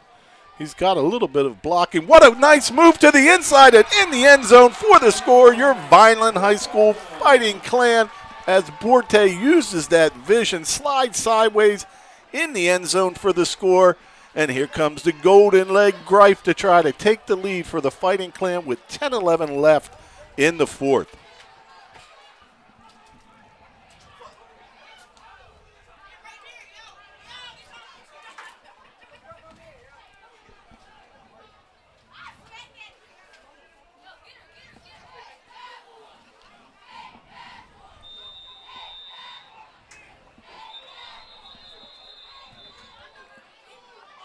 Count them up.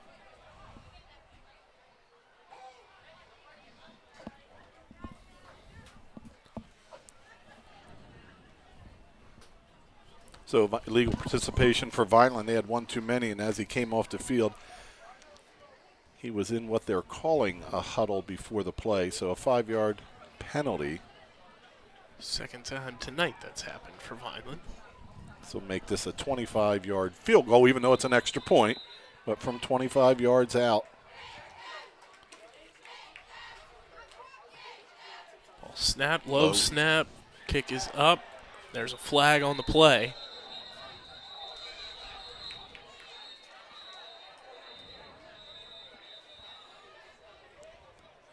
Probably going to be hitting the center, maybe.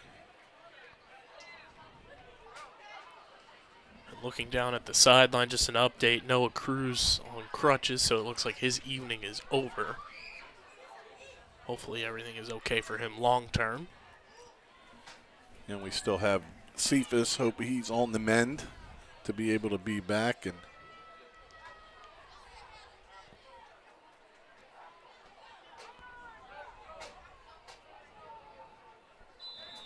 so we take it back where we started.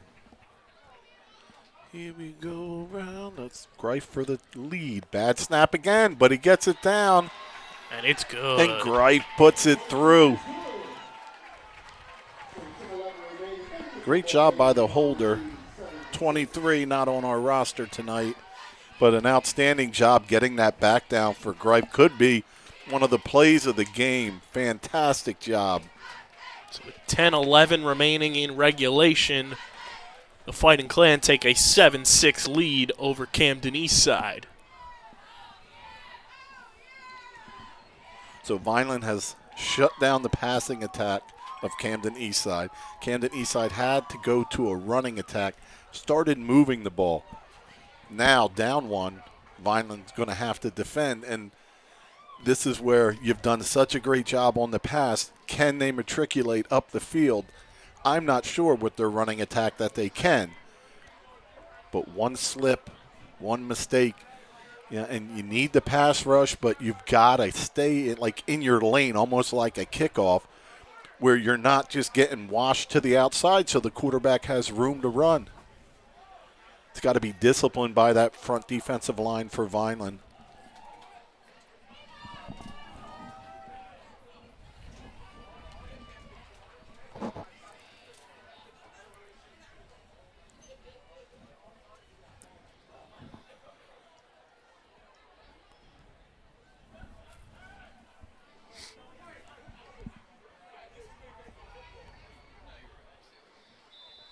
Well, they're back plenty far for this kickoff this time.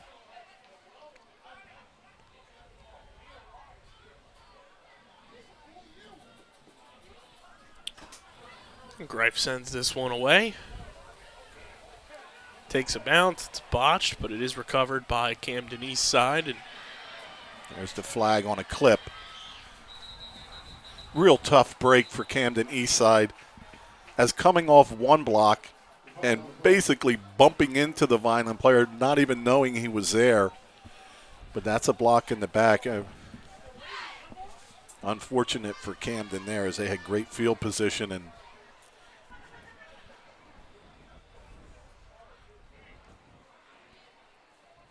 kind of a block in the back with his own back. You don't see that very often, as got spun around and back to back. There's the foul, pushing back.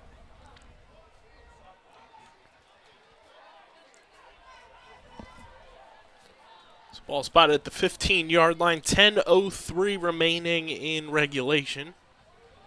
Finally with a 7-6 lead, courtesy of Prince Borte finding his way into the end zone.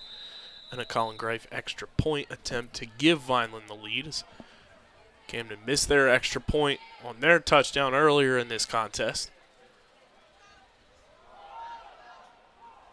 High and bobbled snap, but Camden turns it into something there, and they pick up about 5 yards.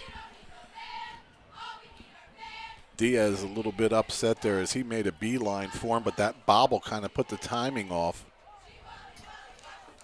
as he had him for no gain or a tackle for a loss.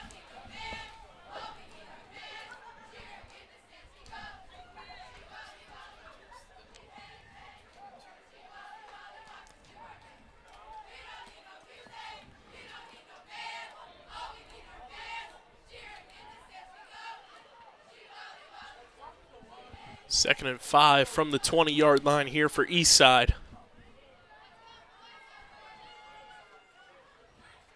QB hands this one off. Stays on his feet. And comes close to a first down.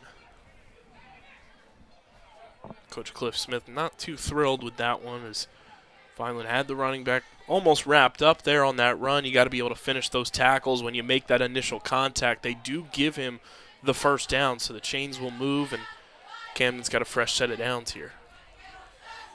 Yeah, it's nice. Everybody up there ripping out of football, but you have a 1-point lead. You got to get somebody down low to make a tackle, stop his legs.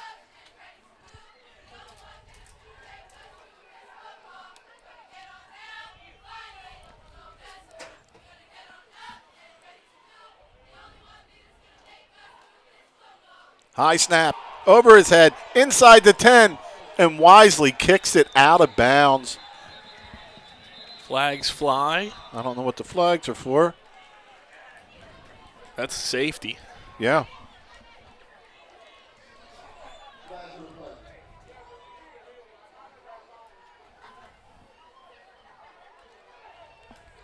Talked about it earlier. Vineland's racked up a safety or two this season already.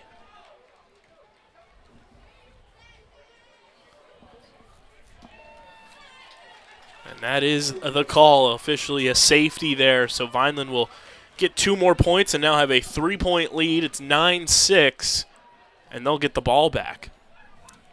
Need another safety for a scoregami. Like we were getting there. You have the safety, you start to think maybe you got it. You got a safety and a mixed extra point. Like there's a couple things that think we're 50-50 probability at that rate.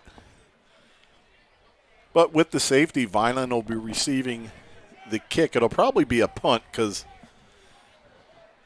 and it is a free kick, so there's no onside opportunity. Vineland's yelling, go with hands. Maybe there is an opportunity. I may be wrong. My wife thought I was wrong once, but she was wrong. My dad used to say, I thought I was wrong, but I was wrong.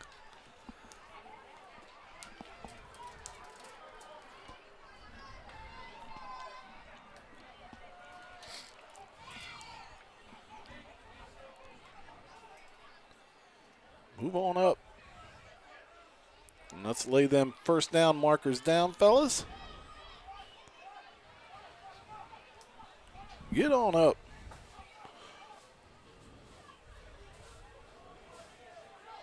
Now you got to get back to the 30, right? Aren't they kicking it from the 20?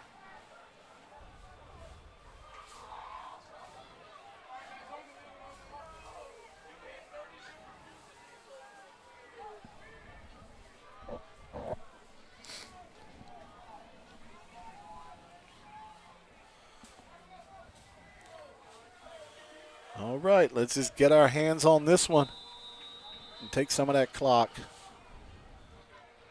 Bit of a hybrid squib kick there. Vineland recovers. It's Xavion Diaz on the return.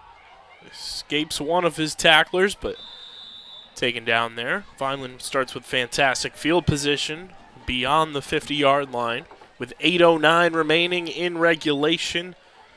On this drive, Ridge, what do you want to see the Fighting Clan do with a 3-point lead with the ball? Is it one of those instances where you want to try to take off as much time as possible on this clock while still trying to score and increase your lead, or is it kind of just to keep away as much as possible with 8:09 remaining? I'm bringing Carter and Wilson in to lead block. I'm putting Powell under center, and then we're telling Borte, I don't even want you to go into an opening. Follow them up. Get me 3 yards. Get me 3 yards. Play power football. Let them know it's coming and just do it.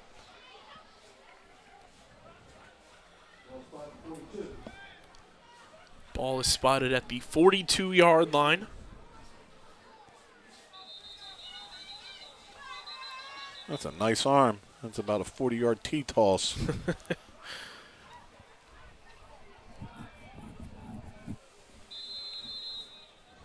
All right, we got fullback Carter in there, Borte deep.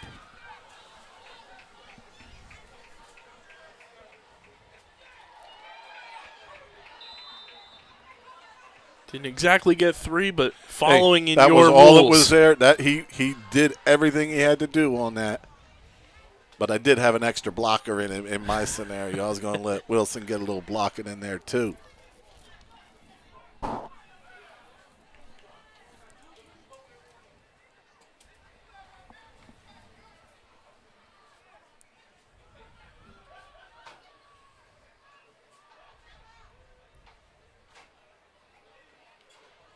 Was the big run by Powell. Gets Vineland set up for the score.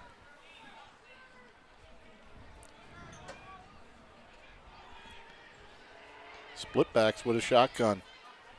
2nd and 8. A little bit of movement from Camden Eastside there. We'll see what the call is, who actually moved, and they're going to call it against Vineland on a false start. Yeah, that's not really good. Not ideal. No, especially when we're trying to get 3 yards a pop. So you got to open the playbook up a little bit now. Not all the way, but Speaking of Pop, this coming Monday night, he'll be in prime time against our Eagles, Rich. It's a full-on Vineland affair when it comes to all levels of football this coming week. We got Eagles-Chiefs on Monday Night Football, and then the Big Turkey Day Bash at the neighboring town on Thursday morning. This one's handed off. Picks up a couple there. and that's all that was there, and he got everything he could with that. We're a first down or another possession away from really concentrating on it, but Camden Eastside did use 2 timeouts for some reason. The second one, not sure why, but they're down to 1 timeout. 3rd and 11. Just over 6 minutes and counting in regulation. Ball's at the 43-yard line. Vineland looking for their 5th win in a row heading into Turkey Day.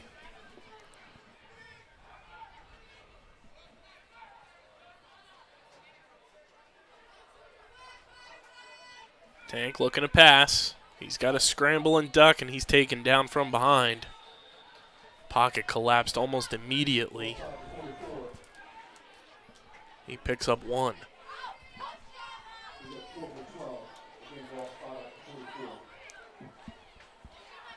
Vineland going to punt it.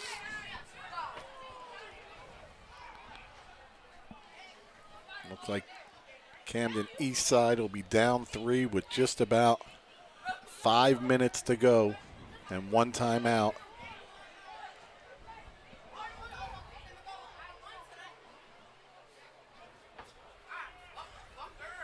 It's kind of like that Swiss Army pocket knife. Whenever you need something, Carter's going to go do it.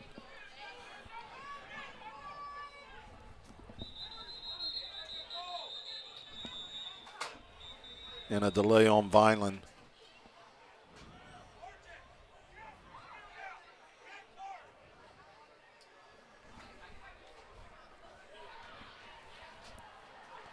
.453 on the game clock.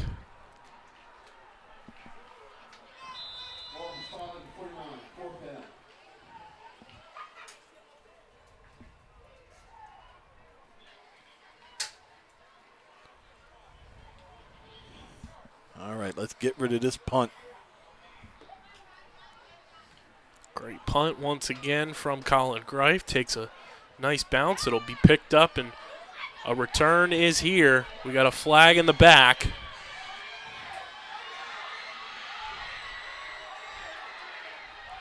Fear not, Clan fans, as that baby's going to come a ways back. As Chris Berman once said, back, back, back, back, back, back. And that touchdown is gone. Bring it on back. Let's start you out at about your own 15.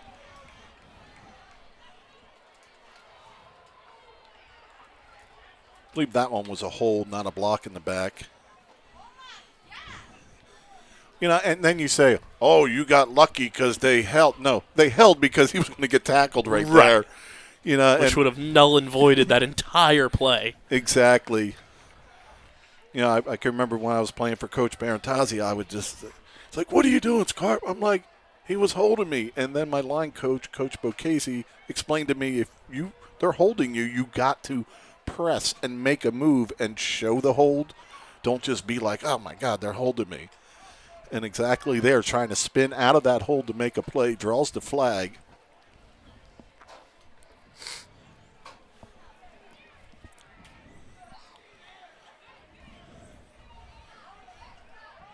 And that's not a great way for Camden to start the drive. Not the field position, but believing you just had a touchdown to take the lead, and now you're coming all the way back. How'd I do? The 15 looks good.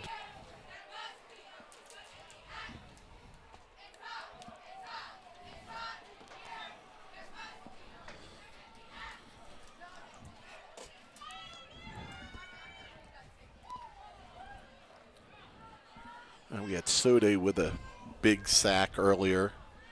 Gallo holding on, almost brought him down, made a big incompletion.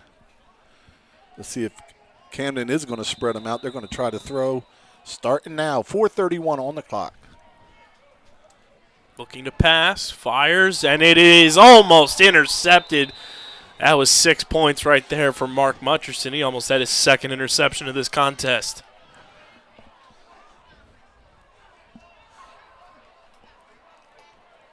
Boy, he played that perfectly.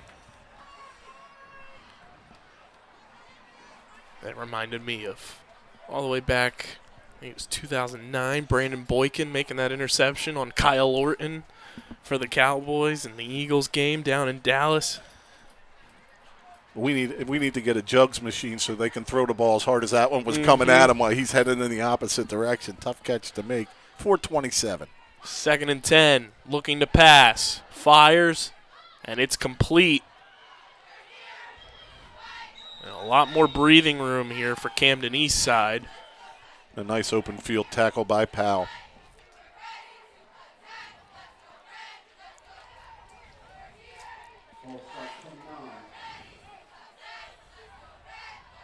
You know, your edge rush here, if you don't have a back in the backfield, you can just play outside in and get there. Vineland defensive line stunts and loops, but nobody contained the top of the screen. Plenty of room to run, and a positive gain once again for Camden Eastside there with under 4 minutes to go here in regulation. Yeah, when you run those stunts, you have to make sure somebody has the outside rush or contain. On that stunt, they both got stuck on the inside. And in this situation, it's outside contain and deep contain. They're the first two priorities.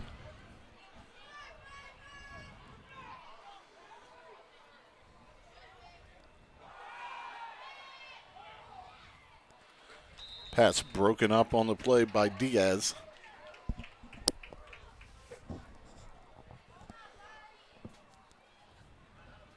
So 3rd and 5.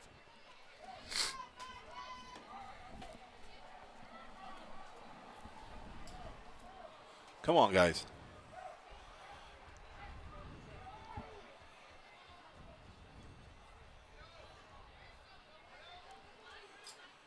Need a play here.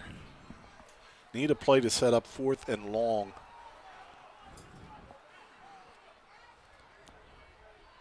Vineland playing off coverage. Slot receivers uncovered. Complete, but inbounds.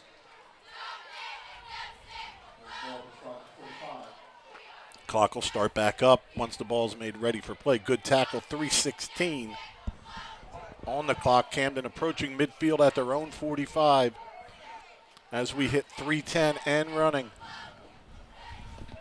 One stop, defense, one stop. Let's see who can make a play. Under 3 minutes to go. 1st and 10, looking to pass, fires, completes it. Breaking away from the defender all the way down the field. Just shy of the 20-yard line. That Camden Eastside offensive line has done an outstanding job keeping Vineland out of their backfield.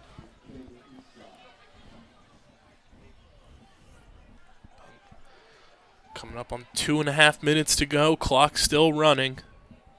Looking to pass once again. Short pass to the top of the screen, and Xavier Diaz is there. Keeps him in bounds as well.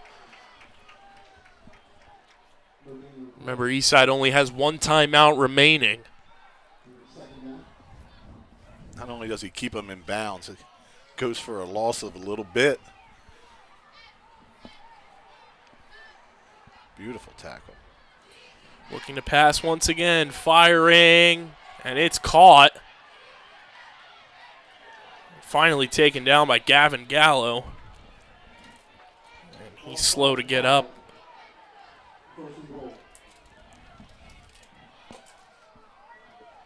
Under 2 minutes to go. Ball is at the 5-yard line. And Vineland will take a timeout.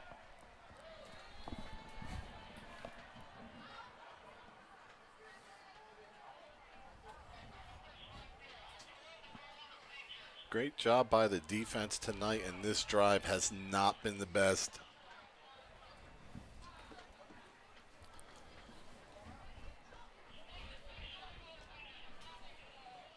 It's one of those in-game adjustments that, coming into this, you expect Camden Eastside to be throwing the ball as much as they have in this quarter in particular. Had success running the ball, so you had to adjust to that, and now late in this game, they've been able to throw the ball all over you because you're anticipating the run. And it's the moves after the catch, too. They're not catching it and just heading straight up. They're making a move. They're getting to their other receivers, almost like they're running towards the guy who didn't get it to have a pick or a screen or something they can get behind, whether it's a block or not. And it's those extra yards after the catch.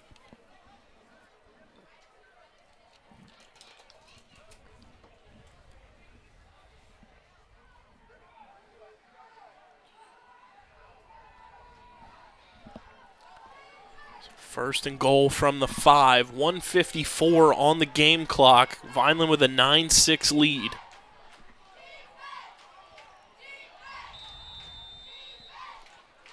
Someone's got to come up and make a play here.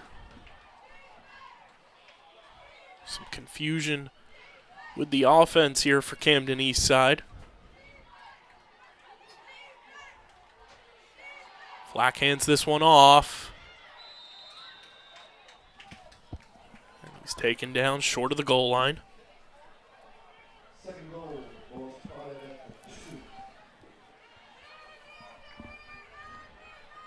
About a penalty. That'd be nice. We've had some procedure penalties here. There it is. False start on the quarterback. That's big time. And he's played great, but he has been a little awkward when they put him underneath center. Almost like a bull moving its foot trying to get ready. He's almost anticipating the play before the play even happens. So 1:33 to go. It's second and goal from the 7. Second goal. And tell you what, it's a big difference, the 2 and the 7. My goodness, it looks like so Night and far day. now.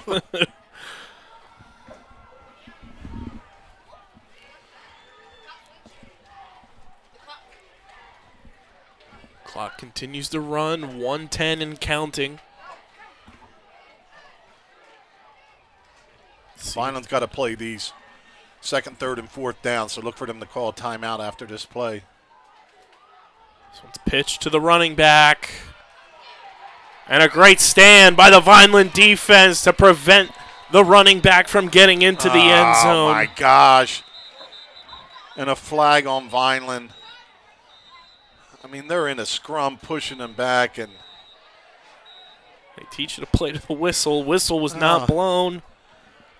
I believe it's on Vineland, but either way, it shouldn't have been anything there for anybody. I mean, he's driving, you're driving. He lets up, he falls down.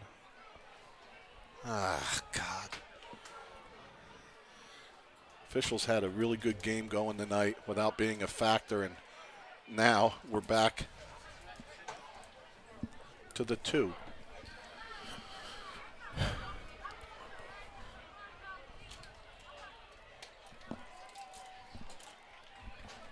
Third and goal from the 2. 50.2 seconds on the game clock.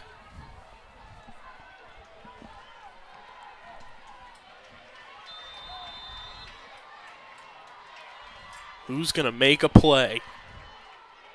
Quarterback under center for Camden Eastside. They hand this one off.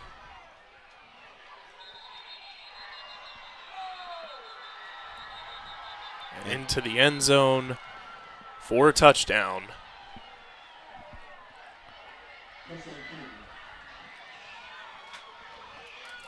Goes Camden Eastside with 42.2 remaining on the game clock. An 85-yard drive.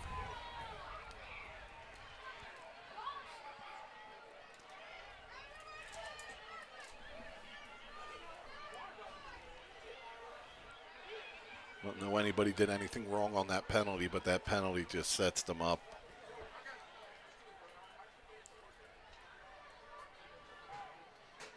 Well, two evenly matched teams tonight for sure.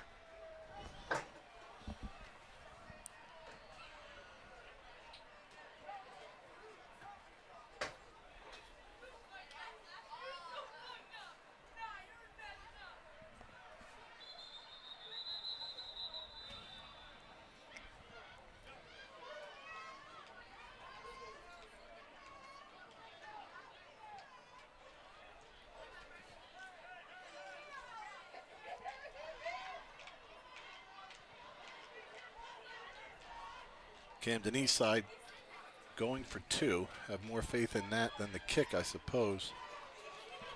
Is important for Vineland to stop this.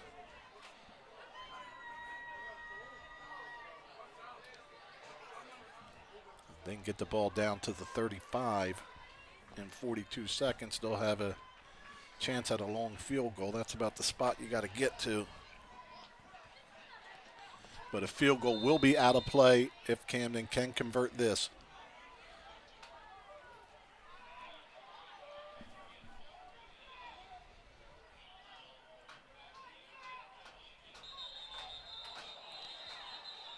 Procedure. Motion guy coming forward.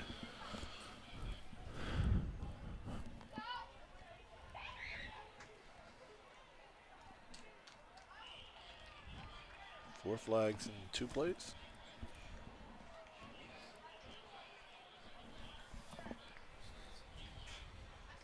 Well, Xavier Diaz finished strong into the end of the first half, had a great second half, and he'll be back to try to return a kick into some plus territory. But got to defend this, keep the field goal in play for Vineland.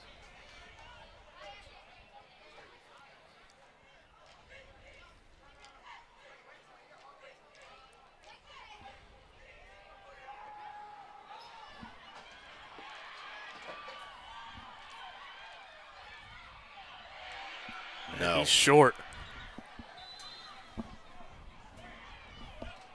What an effort. Nazir Flack did everything he could versus 3 Vineland defenders on that.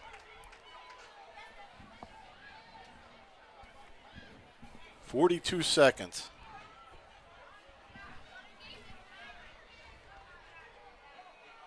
Camden has not kicked the ball very deep. When they kicked it, look for Vineland to get the football about at their 25 at the deepest. 42.2 seconds remaining. Vineland has 1 timeout remaining.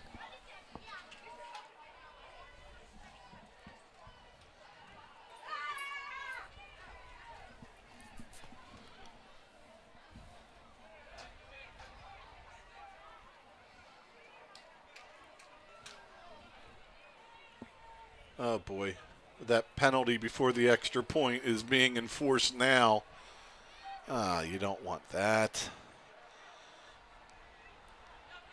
So they're going to be kicking off from the Vineland 45. Just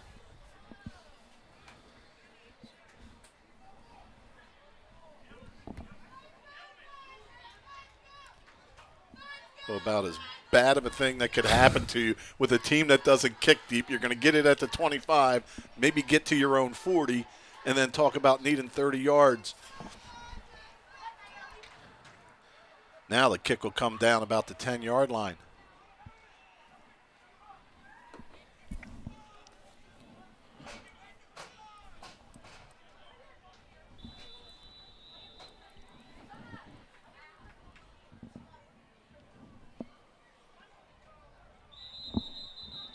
So from the 20.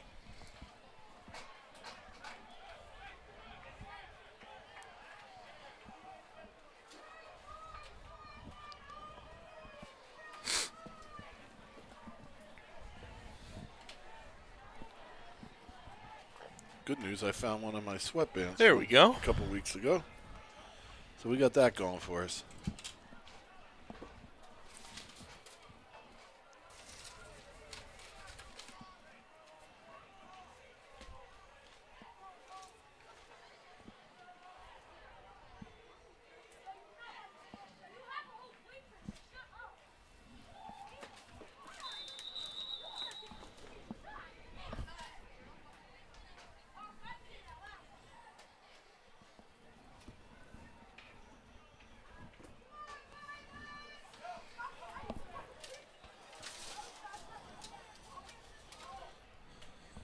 Trips to the bottom. Let's take a trip to the end zone here.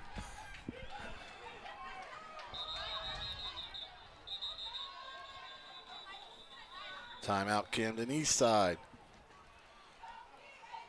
Well, the bad news is only 42.2 seconds to go. The good news is it's been about 7 minutes and none of that has come off the clock.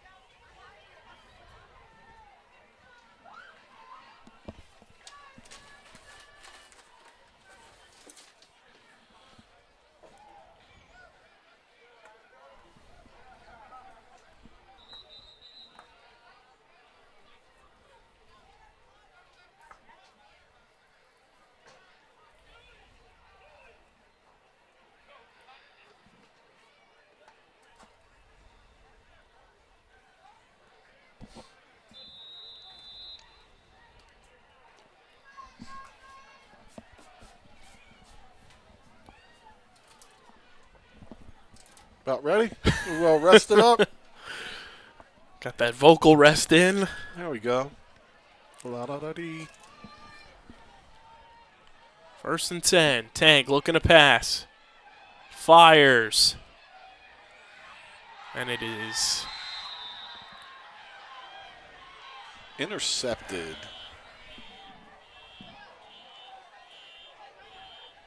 So Camden Eastside going to hold on to this and snap Vineland's 4-game win streak.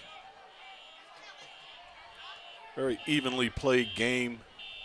Kind of thought it would be a good matchup coming in, and it was. Vineland did a lot to shut down the passing attack early, forced them to run. Offense really sputtered in the first half, got the running game going. Some penalties crushed them that way. It was Powell's big run getting Vineland on the board. Then defensive pressure and a bad snap forces a safety. But Camden Eastside goes 85 yards in 4 minutes and 20 seconds.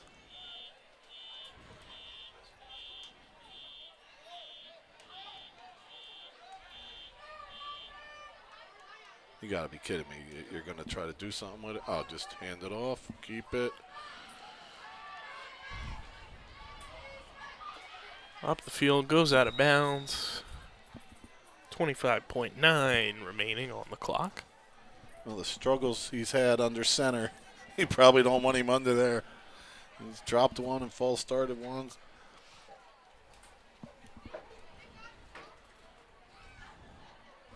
So a humbling loss to defense.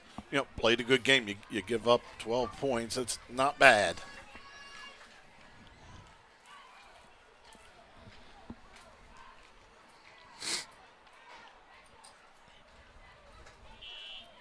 I think one thing Eastside tonight did that not many, if at all any of Vineland's opponents this year, they were able to collapse that pocket against Tank and didn't really give him time to get comfortable, set up. You know, even when he's unable to find an open receiver, Tank's usually able to break off those runs, which he had one of those as this one's handed off.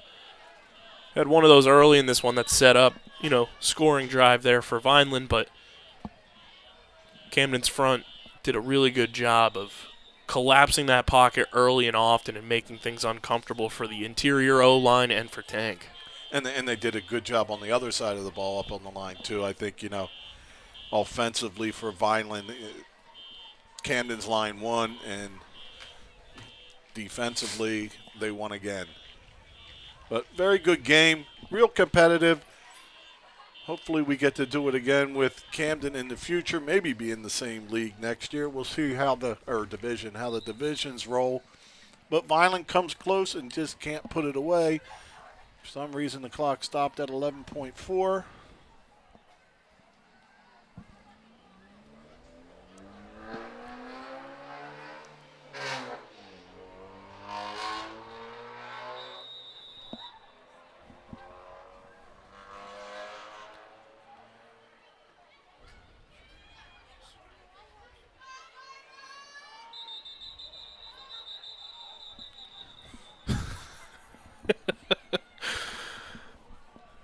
And a flag on the play. It's a different kind of football than I'm used to seeing here, when you really just had to take two knees and call it a day. And if they do run it, they may get a touchdown because Vineland's not going to want to tackle them, just try to get to that football. Yep.